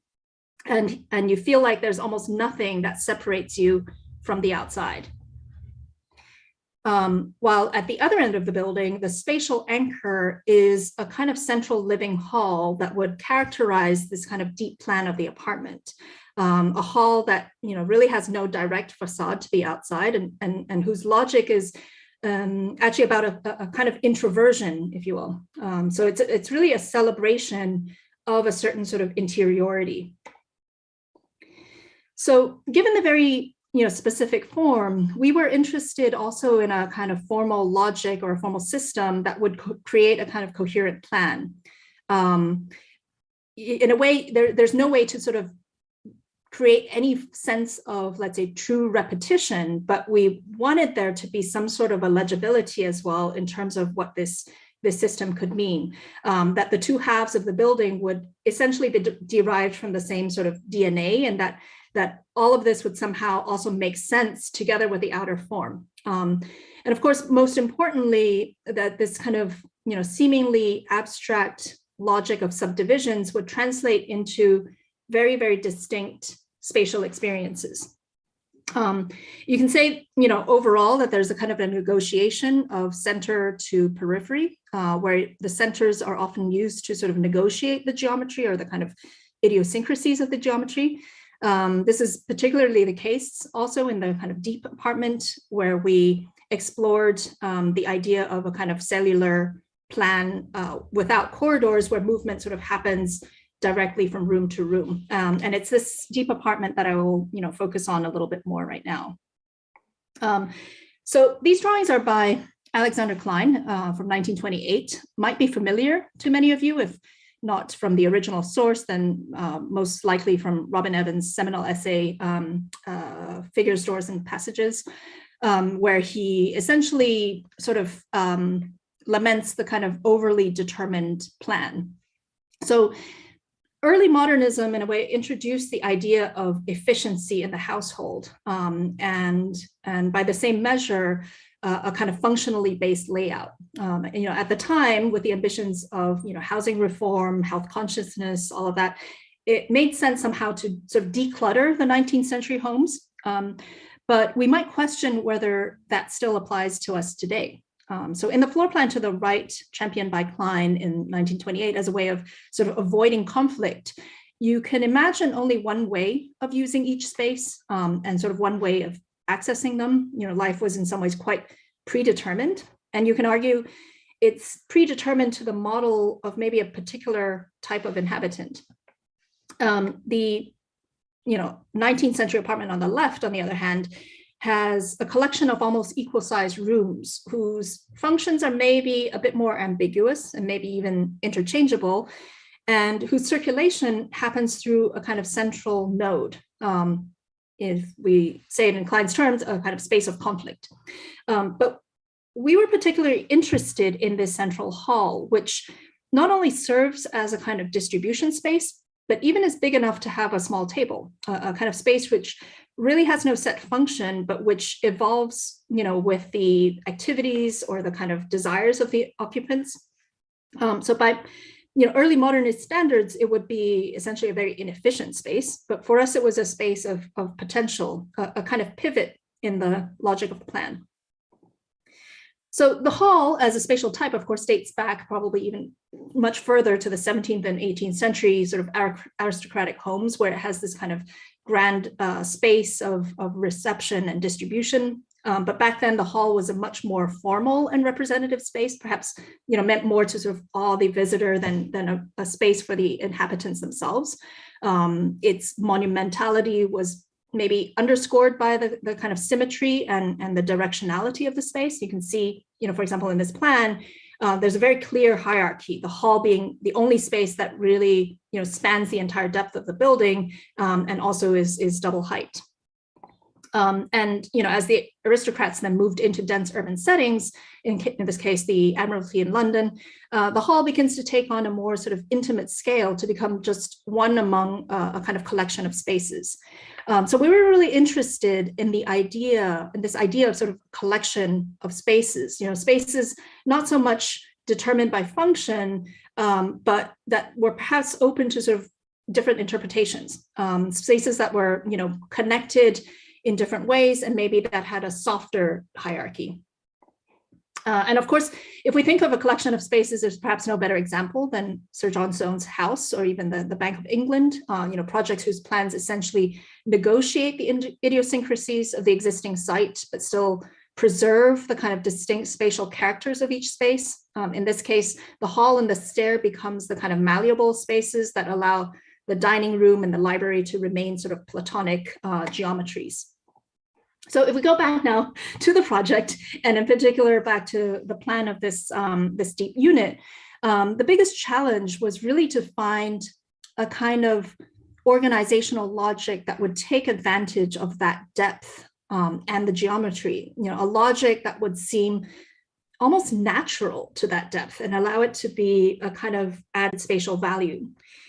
So for us, the idea of a kind of non-hierarchical, or let's say a slightly more flattened hierarchy of rooms, a kind of collection of rooms, offered such a possibility. So you would enter the apartment, where there's a little black arrow, and then essentially pop into the middle of the apartment, where there would be no real, prescribed directionality. You would feel protected deep in the building, but somehow still completely connected and in the center of action. So, the cellular floor plan results in a kind of layering of spaces and diagonal views. You would enter the apartment here and be able to see through to the kitchen and also beyond. But then, you would quite quickly turn, and here at the threshold of the vestibule, as you sort of step into the hall, your view would be sort of reoriented to the first loggia. So there are two loggias in this apartment, two sort of exterior spaces that are private. The logic of the plan, as well as, you know, our ambition to keep the outer form of the building with clean planes, led us to absorbing the outdoor spaces as part of the volume. But it also offered a more sort of mediated experience of the outside, visually and acoustically. And of course, you know, within the plan, it becomes really part of this kind of sequence of rooms. So the layering the space makes the arrival a rather intimate one before we emerge again into this kind of center of the apartment. And once inside this kind of central hall, the views open up in multiple directions. So this is a space which is, you could say, landlocked. It's caught within this kind of deep center of the plan, but it in fact becomes completely sort of porous and dynamic with, you know, light and views that come from different sides. And this is the center of life in this unit, a space which is, you know, in a way sort of undetermined, that's open for interpretation. You know, of course, some people have used this now as a dining room, but there's also enough space that, you know, kids could be playing in it. It could also be a living room or even a combination of living and dining in order to gain an extra bedroom space. And it's a space where everybody sort of meets up or cross paths. But in a way, it's also a space that sort of retreats from the outside, that's only, you know, knowable to the inhabitants themselves. So we liked this ambiguity. We liked the idea that it's you know, simultaneously transitional as well as a point of stasis and reference. And because of the proximity of the building to this kind of regional railroad, each room has indirect access to the outside through a loggia. This is mainly for code requirements, for acoustical quality, you know, to protect the bedrooms from the noise, but also for us, it became, you know, an opportunity to really think about relationship of inside and outside through this mid space. You know, we saw that already in the Attica apartment and on the top floor, but that this logic also, you know, organizes essentially the other apartments, even the one that's at the tip of the triangle. So the loggia is really a kind of outdoor room that becomes a feature and a typology that reinforces the logic of the plan. And so this is one of the loggias, the one that sort of faces towards the south. And here's the other one that faces towards the east. And you can see that they're in each case accessible from not only the kind of central hall, but also from the two rooms that flank it. So it almost could become a kind of shortcut, like a secret shortcut from one room to another without ever having to kind of cross into the central hall. And here from the kitchen, the loggia, you can see to the right, and we look back towards the entrance, which is the wooden door. Again, there's a kind of ambiguity whether the loggia is indeed a kind of exterior space or an interior one. And, you know, for us, the plan is a kind of conceptual tool for thinking organizationally. It sets up relationships spatially, programmatically, through a formal order. But in the end, it's also an abstraction. You know, it's something we never experience in totality and whose logic is in the end never experienced in 2 dimensions, but really as a kind of dynamic spatial sequence. The plan, you know, perhaps more than any other document, constructs continuities and sequences. The, you know, convention of cutting a plan at the 1 meter height prioritizes these types of physical connections. So, you know, doors and apertures often appear as interruptions of the walls. For us, you know, in this particular case, with the kind of geometries of this project, it was important to maintain the spatial legibility of the figures, the kind of, let's say, this system of subdivisions in the plan. And you know, so in the plan, it was important to read these dashed lines that you see of the thresholds that help to sort of close the forms, that sort of complete the forms, let's say. And the continuity of the walls, in spite of the need for doors and apertures, was prioritized above, let's say, the continuity of the connections. So, and I don't mean that just graphically. In reality, it was important that these dashed lines, therefore, are physically present as well. For us, they became these lintels that track the same height around the central hall. So you would see that, in the image, that it kind of goes around, tracking even the apertures that open towards the outside. And so it really describes a certain sort of geometrical continuity of the system that defines this plan. And of course, from the outside, you would never really guess what was happening inside. We liked, again, this kind of juxtaposition, this ambiguity, the idea that the exterior image to some degree offers privacy to the inhabitants by keeping their interior lives a secret. So, inside life can be colorful and messy, as it inevitably is, while to the outside, there's a certain sort of decorum, a quietness, maybe even a certain sort of stoicism. It's this dialogue between the kind of internal and external pressures and ambitions that for us becomes, quite exciting when we think about the spatial and organizational consequences. That a plan is never just about abstract subdivisions or geometrical games or any other sort of intellectual constructs that we might be giving ourselves when we work on it as a process, but they in the end translate to codes or cues for ways of living, for ways of moving and inhabiting that play out in 3 dimensions. So I'm gonna stop my screen sharing now and end this here.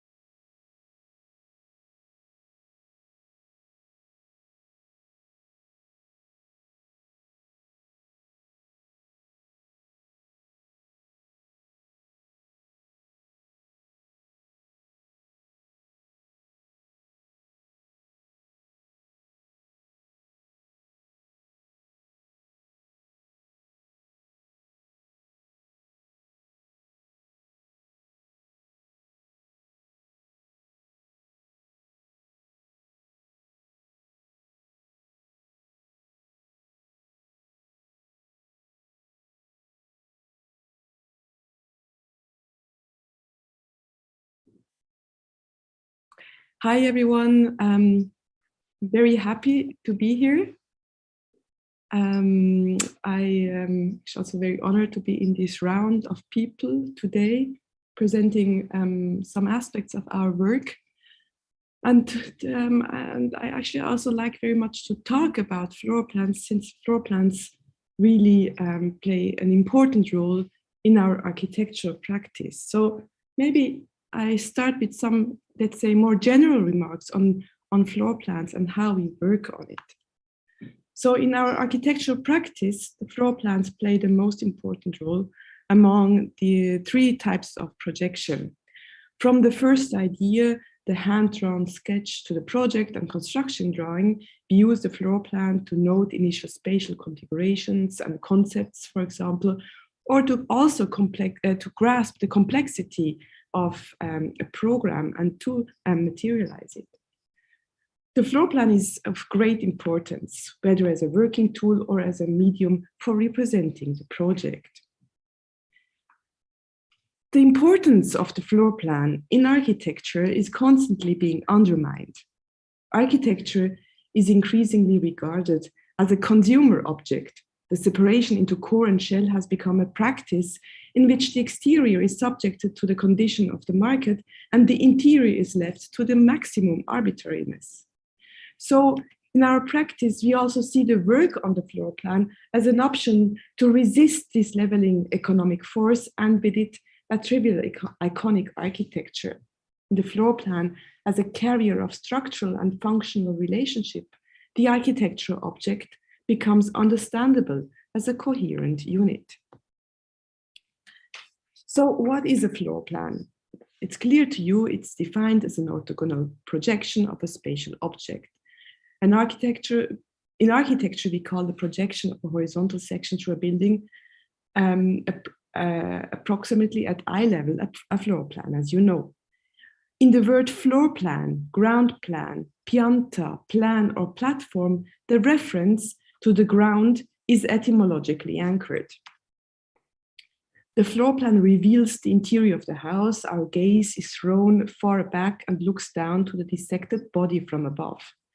It is not for nothing that this view was compared to the divine one, since the floor plan reveals a privileged view that otherwise remains hidden. The floor plan is abstract and pictorial in the same time. Abstract, of course, because it operates with mathematical geometrical models and thus possesses scientific rationality. It's undistorted and true in scale, but it is also pictorial in which it can convey to the reader a spatial idea, even an atmosphere. The degree of abstraction of the floor plan opens a wide scope for interpretation. So we make assumptions about the extent and nature of the space, imagine in our minds the floor plan to the complete spatial structure. This is precisely one of the special features of the plan. The abstract drawing of the plan stimulates the imagination and evokes possible forms of the space depicted in the viewer's head. So there is a beautiful quote actually by Corbusier, who wrote in 1923 in Vers une architecture, but the floor plan is the generator. Everything emerges from it. It is harsh abstraction. To the eye, nothing but dry calculation. It is the battle plan. The battle comes only after that, and with it, the big moment. So I brought you here a floor plan by Caccio Dominioni, whose work on the floor plan has been extremely important for his oeuvre, but then also for us as architects, since I've been working in my PhD on his domestic architecture. Also in his plans, the primacy of the floor plan is outlined. And you can see that in this beautiful sketch where he seeks with lines to anticipate the movement of the future dweller. So you see the seeking lines in the floor plan that somehow also create space. So he seeks the spaces around this anticipation. Pauses play an important role in his architecture. So with this I think we are very much interested in the narrative aspect of the floor plan. The floor plan as a readable text about what can be experienced. So the floor plan is covered with a composed dramaturgy about possible sequences and events in the interior. And what we like a lot is the floor plan as a notation and the projection of a possible form of life. So let me start with the project that you asked me to present today. So this is a project that we won already a long time ago. It was in 2010 when we entered this competition together with our partner office, Baumberger and Stegmaier. It is a corporate, it's BGZ who is the client, and I'm going to talk about that soon later on. So as you can see here in this map, and I don't know if you see my mouse, but you see it's a large urban scheme. So the darker gray is our project, and it consists of many different houses. And in total, it's about 180 apartments we could build for the BGZ, who is the client. The site is very important as it's located in the northern part of Zurich, which is also the so-called garden city. And by that, I mean, it's a kind of there is a high degree of greens. And the name of Garden City was invented by Steiner, who was a kind of urban planner who was in charge of developing the city back then. So the greens are extremely important, and the houses there were positioned in the greens and not so much along the streets. Of course, due to densification, this has been changed. So let me go further and tell you how it looked before we started to build there. So you can see the greens are extremely beautiful and important, and they framed the house. So this is one of the old houses that we had to destruct. So it was used to be quite low density and also very modest comfort. And this is the bigger houses on the left side that we also substituted.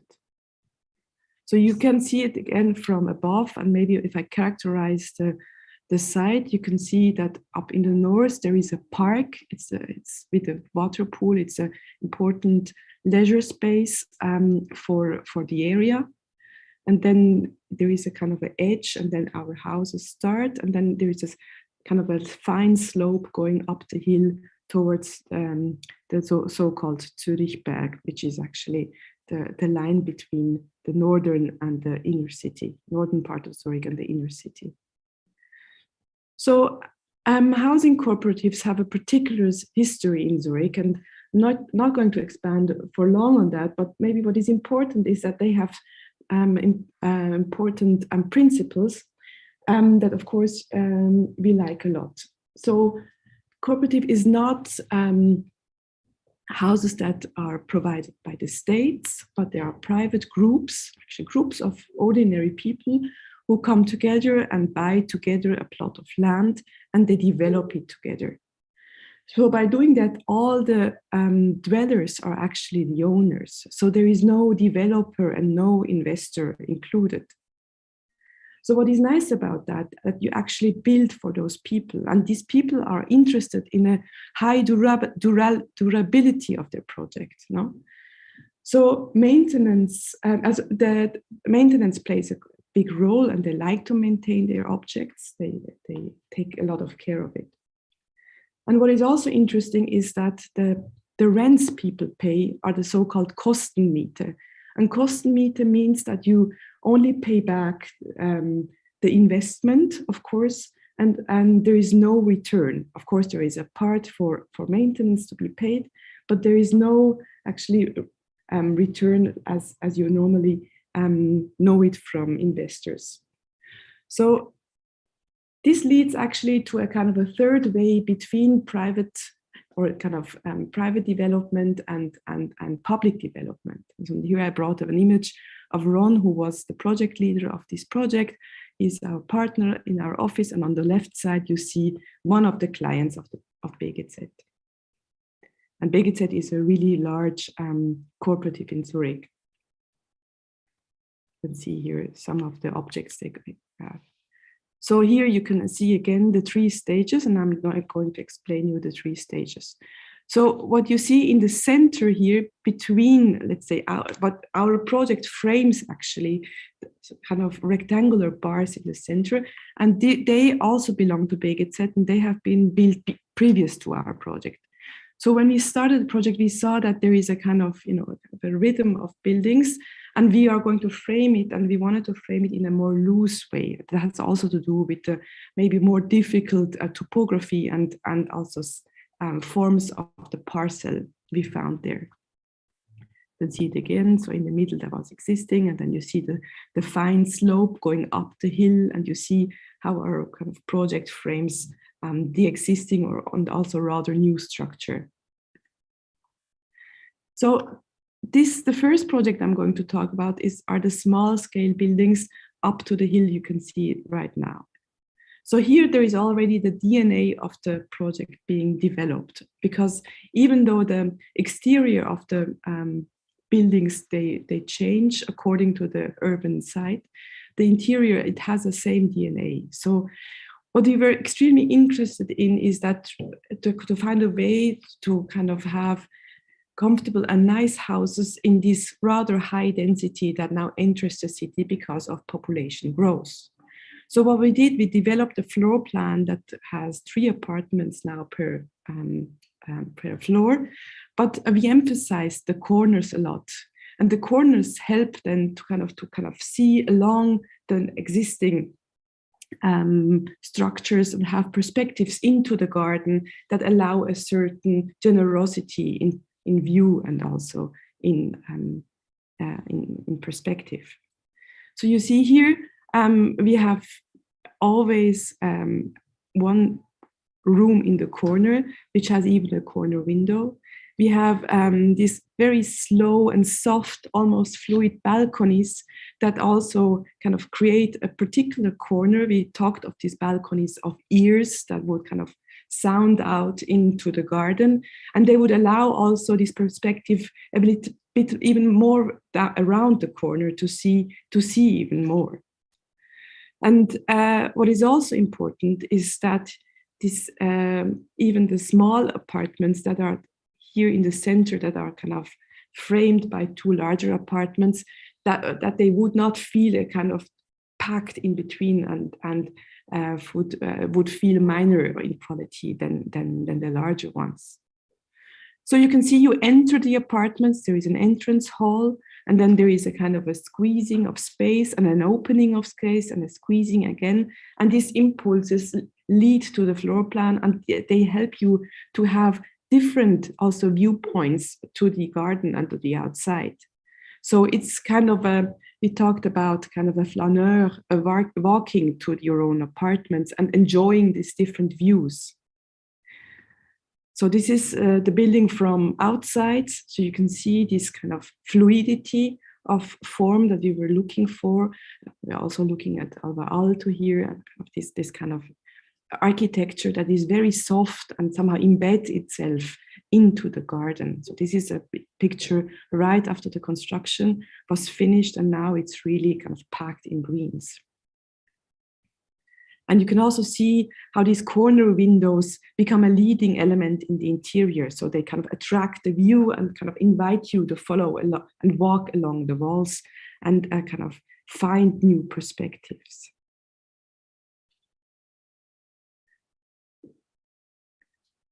That's another view from the balcony towards the garden.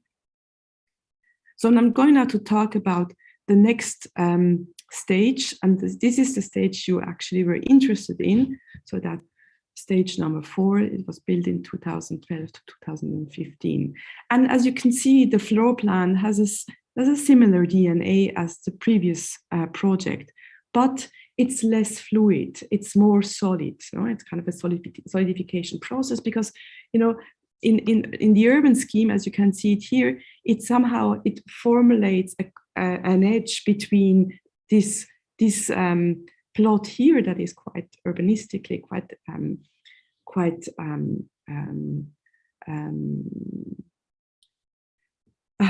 articulated in a very strict way, and we wanted to kind of translate that into a physiognomy that somehow mediates between the more, let's say, urbanically classic understanding of the city into the park, which is softer and much more open. So these buildings here, they are kind of articulate a kind of a threshold situation between the city and the park.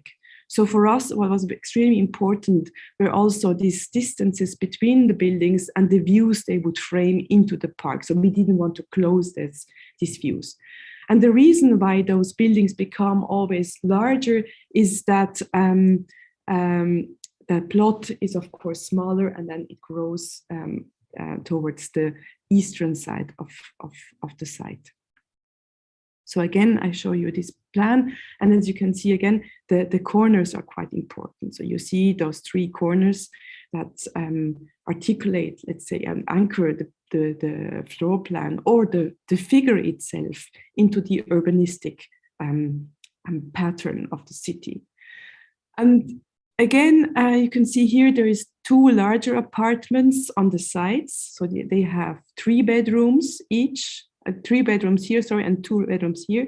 And there is one in between, and this one here profits a lot from this kind of added angle, because then even this one that is in between has 2 orientations, which is extremely important also to have a certain generosity. So you enter the apartment, and again, this topic of kind of squeezing and opening the space was extremely important, and the different perspectives that you would enjoy during the pass through the apartment. We wanted to emphasize that too.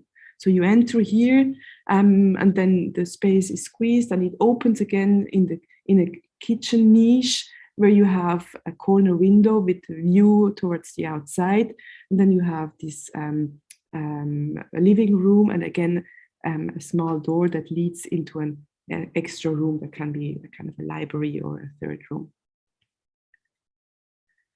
So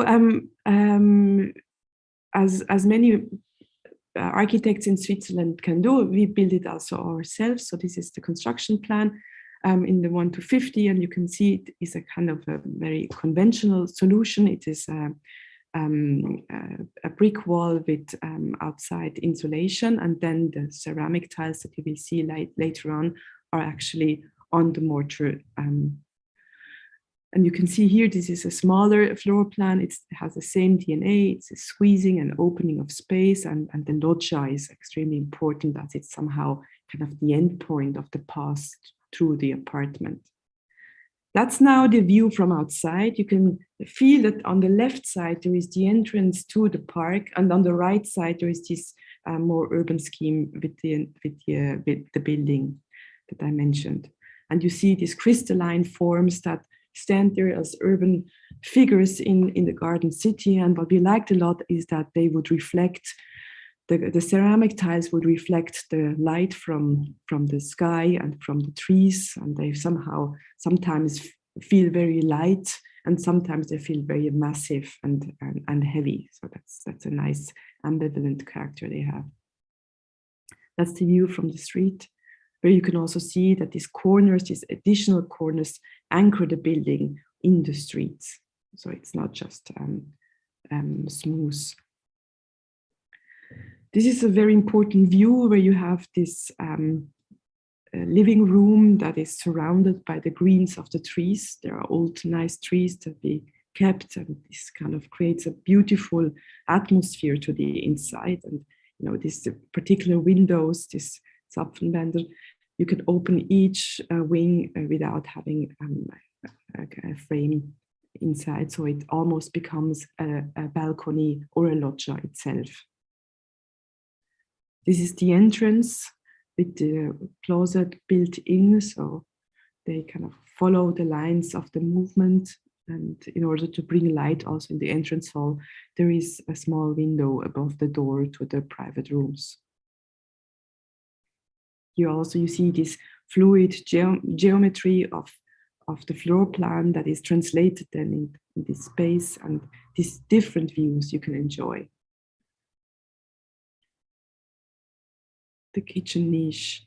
And then again, the view from the balcony towards the outside that frames on one hand, of course, the new structure on the opposite side, but also allows view along of it. Okay, you can see side, I mean, on the side, you can see the garden, and there is always a second or third horizon that you can reach with your gaze. So since it's a corporate, of course, the communal spaces were extremely important, and we like to emphasize that. So the entrance hall, it is done with a lot of generosity and also a certain kind of preciousness.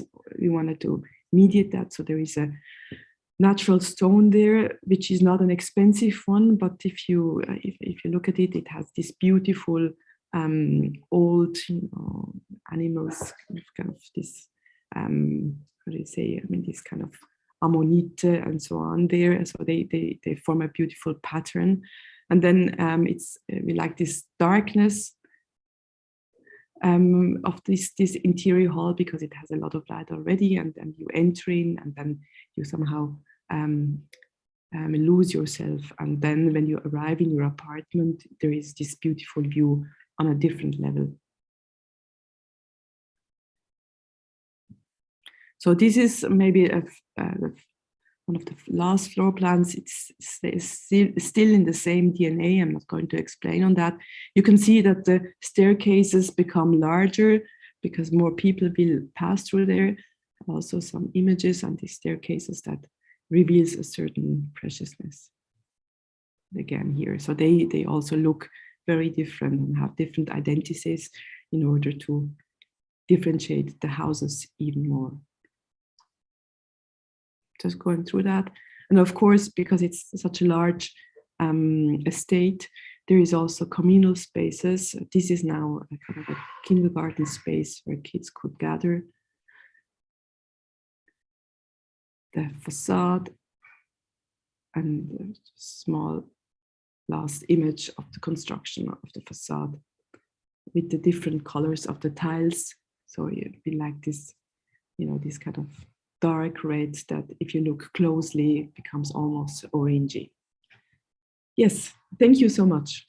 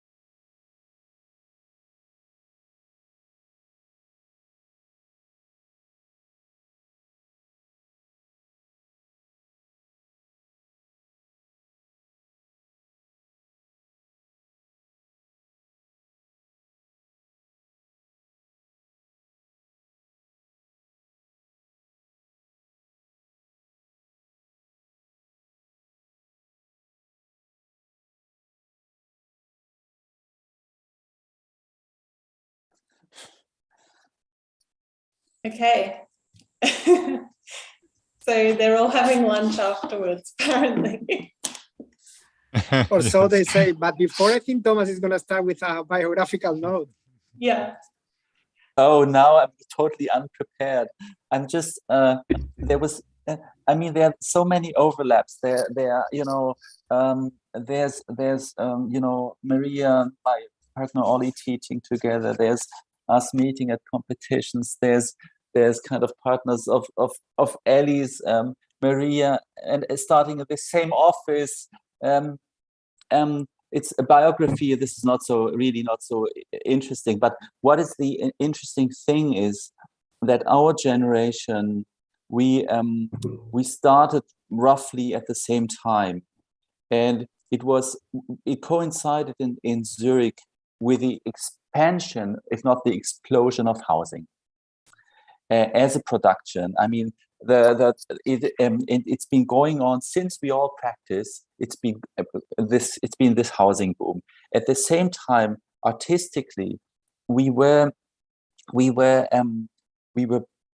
had grown our influences. The preceding generation was both looking for clarity and what was labeled minimalism and structural clarity in plan, and recreating a kind of autonomous sense of architecture. I'm just naming, like, between Morgadegolo, Diener and Diener, Herzog de Meuron.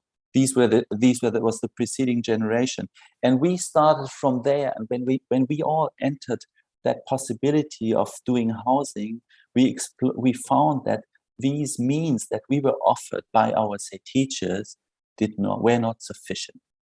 They were not sufficient to handle the complexity and the richness of the experience of living and housing. And that I'm kind of claiming that structurally that was certainly a common starting point. And so the need to create so much housing, but also the possibility to have wiggle room to develop within housing, that was really an incredible privilege for our generation. That's all.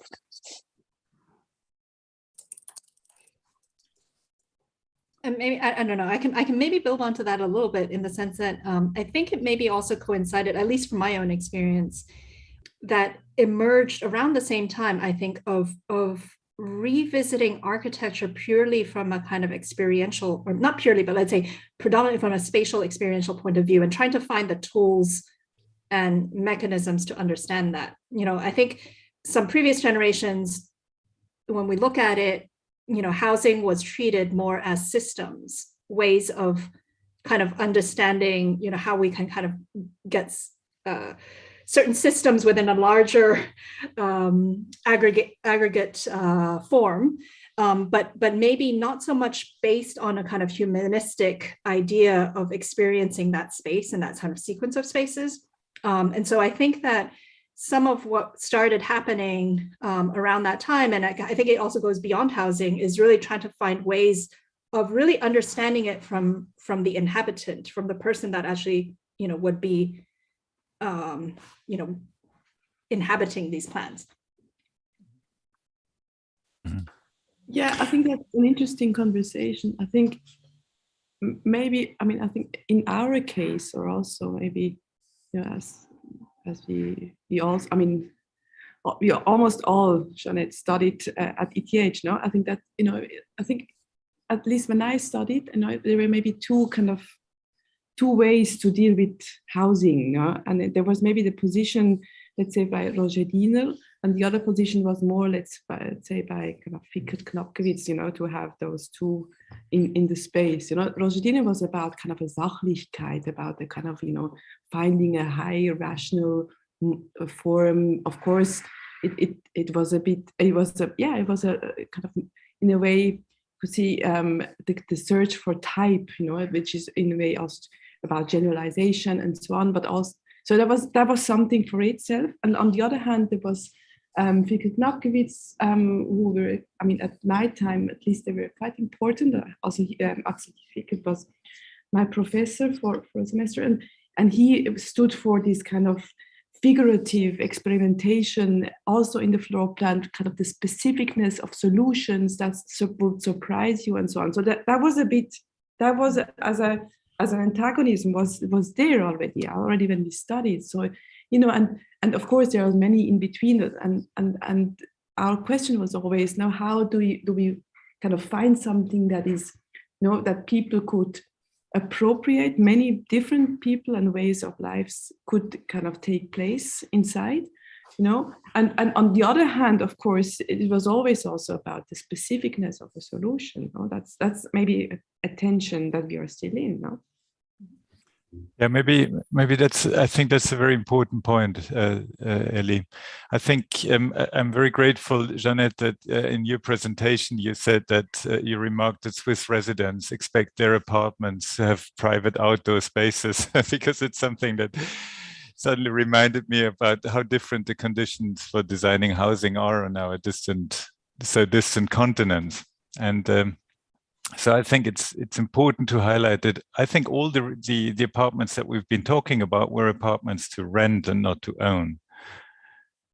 And no one owns the walls that he or she lives in. And rental flats are by their very nature, of course, way more generic and not tailored to the whims and tastes of their owners, which is maybe what was so fresh and avant-garde and revolutionary with Knappgewitz-Fickert, because they designed them they invented clients and designed very specifically for these invented personalities. And I think that's the core opportunity and challenge of our work. The challenge, because there's very often an expectation that we should plan spaces that are non-specific so that everyone accepts them. And so it has to be spatially very strongly determined, the planning, but it has to have character, and it has to provide tolerance or liberty for very different forms of appropriation. I think that's something that we have seen some very inspiring examples this morning on how to deal with this dichotomy of defining character, defining structure, and leaving open appropriation. I think maybe just to add on that. Oh, sorry, Jeannette. No. Go ahead. No, just to add on that, because maybe also our viewers don't know the Swiss context, is that 70% of all the houses are actually rented. That's extremely important. Mm-hmm. So that it's a really high number. Also in Europe, that's something else. And I would just say that the cooperative, it is a kind of ownership. That's also important to say. But of course, it's an ownership that passes by. Right? It's really interesting also if you think of it in this way, because if you have the private investors that want to sell, who want to sell in the end, of course, they maybe are not even interested in the worst case, in let's say in the durability, and let's say in the kind of in the development of the house in the next 50 years, because they only need to sell it to the next generation. Mm-hmm. Sorry, I mean, just a remark. Jeannette, go on. No, but I think it really is right on the point. And I was also going to extend that a little bit, because I think what changed, and of course, Switzerland is a very particular context precisely because of the idea of cooperative housing being such a strong, let's say, advocate and client for these types of experimentations that you don't really see, elsewhere in a way. And of course, I'm coming from the American context, or where I was educated before, and it's completely different. Housing as a discussion, as a kind of discourse, doesn't really happen there. I mean, now it's coming back again in the last 5 years or so. I think there's a resurgence and interest of that. We have huge housing crisis, for example, in LA, cities where you really don't think that there should be a housing crisis. But I think that what's kind of interesting, what switched a little bit, is the discussion of what constitutes quality, and that quality housing technically is a basic human right, right? Like it's not that the idea that quality is derived through space and not necessarily through the kind of appliances and amenities and whatever material accoutrements that you might purchase off a catalog or something like that, but really that it is about how you live in space, and that specificity is in some ways what gives it the quality. And so it goes back to what Philipp was saying before. It's not about one size fits all, because that assumption means that you don't get quality, but the idea that it's okay, there's always a market for a particular way of living if you can kind of craft it in a way that gives quality. And so to accept that there is that difference, or there is that kind of specificity, I think was an important sort of departure from previous modes of thinking, I would say. Yeah, there's also an aspect that we would like to communicate to our Australian audience, about the social context. I mean, housing, the rental housing market in Switzerland, also including the cooperative housing market, is working under two factors that are also important. One is that the clients, I mean, the people who live in these cooperative housing projects range from low-income people, lower middle class, way into upper middle class. So there's a broad kind of mix of people living these apartments, which means, first of all, there is no ghettoization in these projects, and there's no social stigma connected to cooperative housing or to any kind of social housing. And that's really a very important thing. I mean, without cooperative housing, the housing market in Zurich would be like London. It would mean that people have to, like people with low incomes, have to move out, like 30 kilometers out of the city. That is really important. So as a result, the political acceptance of cooperative housing and city housing is very broad in Switzerland, both on the left side of the political spectrum and wide into the kind of center right. That's really quite stunning and very important. And the other factor is that building housing is so expensive in Switzerland. There's nothing like low-cost housing there is low-cost housing, but it's really hard to reach through cheap construction, because standards are high for everything from insulation to soundproofing and heating, and construction is always very solid. So you've seen private investors, all kinds of projects this morning, and they all, on the standard level, they're all very similar. Huh? And that is a problem for us sometimes to work with the costs, but also means exactly what Jeannette just said. She said, it's not about the last surface that distinguishes the buildings, huh? Because the last surface of the building, the plumbing, the faucet or the kitchen doesn't define the cost of the building. Huh? So that's a disadvantage, but also a privilege for us, because we all kind of swim in the same pond: the investors, the cooperatives, and the social housing. And maybe just to add on that, thank you, Thomas, for saying that. I think 2011, I just looked it up, there was an important vote in the city of Zurich where you anchored the so-called Drittelsziel, that 1/3 of housing would be actually affordable housing by 2050. So that also means that, the private investors are always challenged by let's say, the quality that also these corporates, for example, they build. I had this chat with one of the with the former CEO of Alreal, who actually was said at one point, the private developers were really challenged by the high quality of cooperatives. So, and they have to go with that, no? And that's quite important. That so this kind of the city is a player itself. The city builds itself of kind of social housing. There is this affordable housing by cooperatives, the cost meter that I mentioned before, and then of course there are the private investors. So there are different stakeholders that of course compete to a certain sense. And of course, it's very difficult, I have to also say that, to get a cooperative to actually manage to get an apartment in a cooperative. So it's not, I mean, it's even though it sounds like a dream, it's really hard to get one, because everybody would love to have that, because it's crazy. There was one, so the one where my daughter used to go to her kindergarten, which was completed a few years ago, there was a line, I think, like twice around the block, around the entire building. And in one day, all the apartments were gone.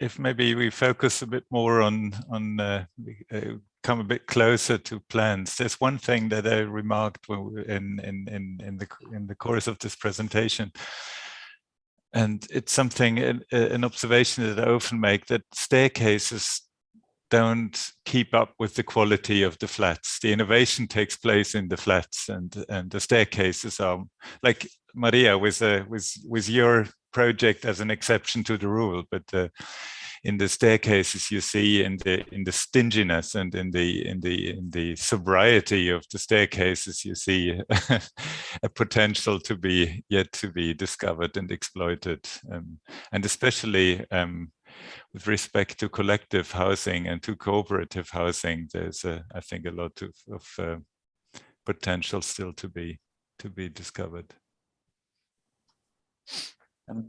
Philipp, on the other hand, there's a movement that's running counter to that. I mean, we all know that the pressure of cost is increasing on us, and some of the projects we have seen, projects that have something in common, and that maybe something even started to be something from the past. We've seen projects that share a willingness and a search for complexity and richness of interior experiences. We've all been working on that common project, but now we start to see something else happening. And I think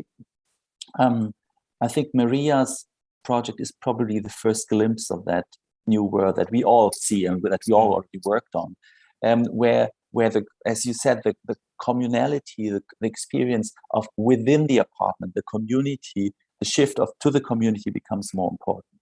So maybe in turn, there will be, in fact, a focus on the community more within the building, and maybe a return to more of simplicity in the apartment plans. I think probably these two worlds are going to continue to coexist, but somehow, if we start to focus more on public spaces, then the money will shift also from the apartments into the public spaces. And that's going to challenge everything that we've seen today, except maybe Maria's, which is kind of embracing that new world. Yeah, but I think that's also a typical discussion always if you work with cooperatives, how much common space you can kind of afford or present. And I think also due to the situation that we had now the last 2 years, I think also this question rised up again, how you can make your space bigger in the sense of the home office situation. Also, how can you do that in a simple way? So how can you kind of make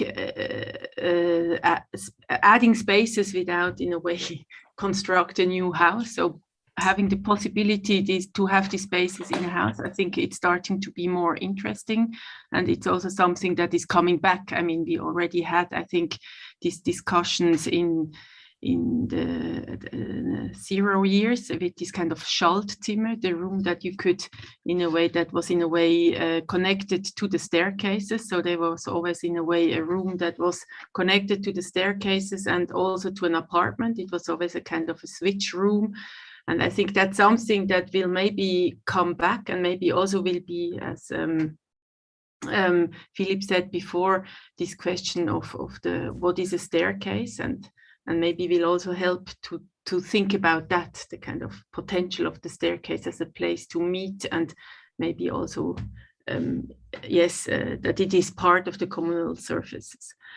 And I think also this question of how refined the floor plan is, or how kind of, I think that was also a bit the idea of or the discussion during the competition with our project, this kind of simplicity of a floor plan that is not in a way having maybe the richness or the richness also comes with the kind of view, the kind of, yes, how you walk through the building. And it's not only about the kind of very specific floor plan and places in the apartment, but it's much more about these different spaces in and around the house. So these kind of threshold spaces also between the private and the public. And I think that's something, yes, that will come more and more, because I think we have to also make apartments smaller. So in the sense of we need to use less surfaces. So, but in the same times, maybe we have sometimes need of more surfaces, and then you can have these added rooms.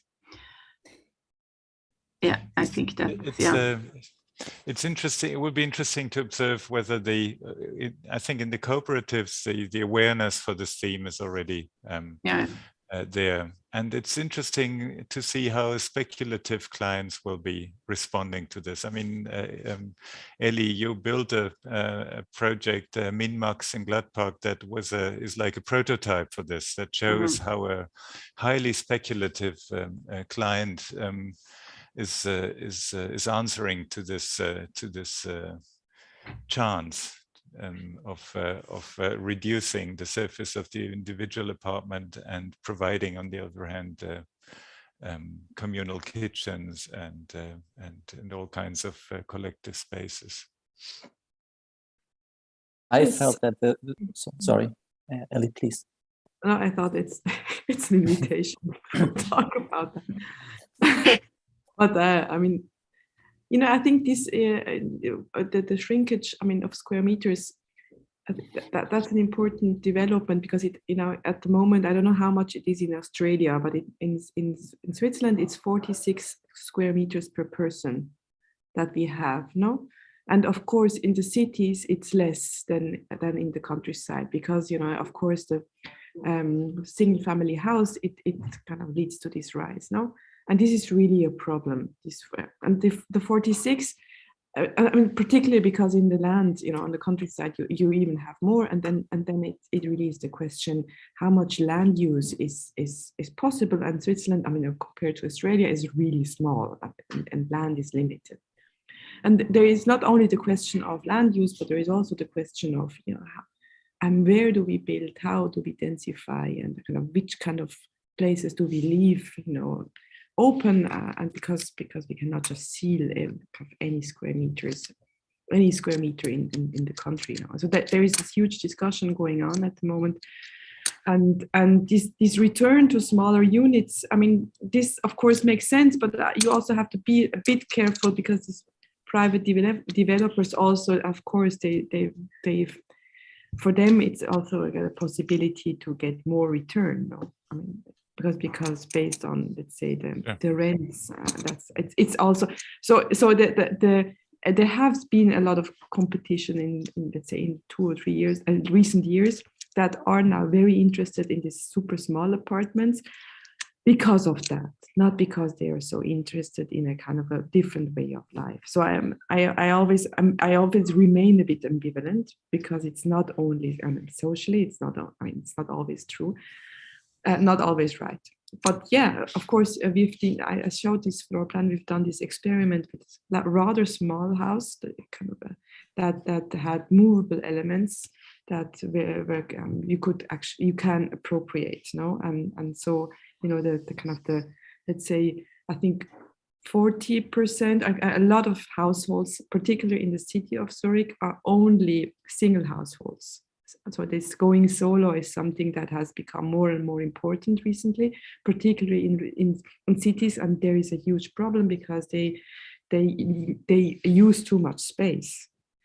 So and the question was for us as architects, what is the potential of smaller spaces? And we don't want to go back to this housing for the minimum, housing for the existence minimum. That of course has to do with poorness, and it's not about poorness, but it should be about a kind of, you know, a quality that only can be achieved in small spaces. So that was an interest that we had a lot, and this prototype that we were building on the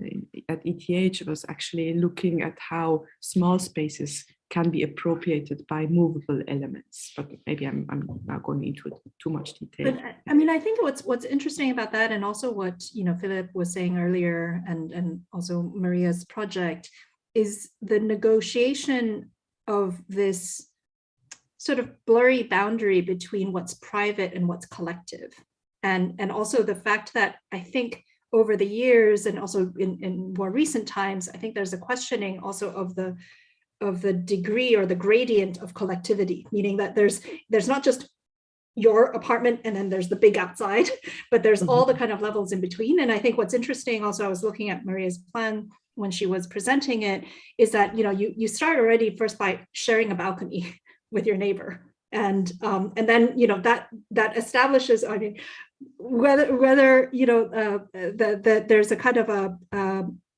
let's say a kind of a real sharing or not, but the idea that there's these kind of scales, let's say, of collectivity that sort of span between your private sphere and the outside, and how we negotiate that boundary, I think becomes a more interesting question. So if we get much smaller, is the gain about therefore reinvesting in the kind of collective that allows us to rethink communities in different ways? Another aspect that is a way to respond to this pressure of costs and affordability is also to respond specifically to different age groups and family groups, because the idea that you rent an apartment means you're more flexible. And if, say, it's often the case now that within existing cooperatives that have large estates, they're rebuilding parts of the cooperative, for example, to allow for age-specific apartments for the elderly. So the elderly are encouraged to move within the same cooperative into a home for an apartment that has the proper bathroom, that has an elevator, and families in turn can move into the larger apartments that are vacated by the elderly people. And so the specificity according to age group, young people without children, single people, is if it happens within a socially conscious context, it can be really liberating, because you can also, pay less rent, have more time more spare money in your age, or if you're a young person who is not consumerist and you want to stay in a small apartment, have more of your income for, say, traveling or creative work, then that is also a chance. So I think within the context of these cooperatives, there are big chances of kind of shrinking and resizing units. I mean, I think that I'd be interested in hearing from Maria about her experience also with the cluster apartments, the cluster Wohnungen, because, I think that's a typology that emerged relatively recently, in the sense of, I mean, probably since Kalkbreite. Kalkbreite is the first one that I know of that had that. But the idea that it's kind of like flat sharing, but at an adult level. So you're not in college kind of sharing your apartment with your buddies or whatever, but that you actually have a more a kind of infrastructure that allows you to still rent a smaller space and to be able to kind of share something with other people. So I'm curious, Maria, in terms of how that panned out in your project. Yeah, I mean, the project is just under construction, so there is not really, it's also the presentation switch between the realization plans and the competition plans. Maybe you also realize that there are some things that disappeared and some things from the competition that was even more maybe full of ideas. So, but you can see at the end of the year, we will see what stayed from these things and what kind of went away. And that's the same with the cluster apartments. There are still, I think, a few of them are in it, and it's kind of always a discussion. Also, I think it was always a discussion of how much it's now not kind of this kind of big cluster apartments. I think these ones that we propose, you also can use them in a way as a big family apartment, but you have some of them that really also work with this kind of that you have your own bathroom. So there was always the discussion also from the client that these apartments need to be possible to be used in different ways. And But I think because it's the Vogeno, so it's a cooperative, I think also this kind of cluster living will be possible. I think it will be then interesting because also in this project, what is interesting is that you have on one side the cooperative, also Vogeno, on the other side you have a private client that is just kind of rent out his apartment, how this then in a way will change and will be used. So I think I cannot really tell you yet now a lot about it because it's not really, it's just in the kind of starting. And I think the discussions was always that there need to be a flexibility and not to make it too big. That was always kind of how big you do it, that you always can use it still as kind of a big flat. Hi, Maria. I think that's a fantastic way to finish the roundtable because it's 9 p.m. I think Philipp needs to go to a possible shift or possible like this tension between the not losing the complexity of the interiors that has been get during the last years and how to also explore further these collective spaces from the stairs to the common areas. And we'll see. And I think Kate wants to wrap up with a few comments. Thank you so much. We hope that maybe it's not the last time that we discuss Swiss housing, but thank you especially to all of our speakers. It feels like we're sitting in the halls of AEDT or something like that. Thank you to Sebastian. It's not possible without your support and your interest. And from Melbourne MSD, thank you to Alan Pert and Helen Fischer. Louis is the person that's moving us around in Zoom space. So thank you, Louis Horn, and Samson Ozadriver, who did the great graphics. It's very hard to make plans appealing, especially on social media. So thank you, everyone. So there'll be a recording on YouTube and we're going to start work on a publication to expand these ideas, have a look at some. We've got someone going to take photos of these apartments, the way that they're lived in. So thank you very much. Thank you. Thank you. Thank you. Thank you. Goodbye. It's very inspiring. Bye. Thank you so much. Have a nice day. Enjoy Bye lunch. bye. Evening. Thank you very much. Yeah. Bye. See you around. Wow, thank you so much. Bye. Thanks.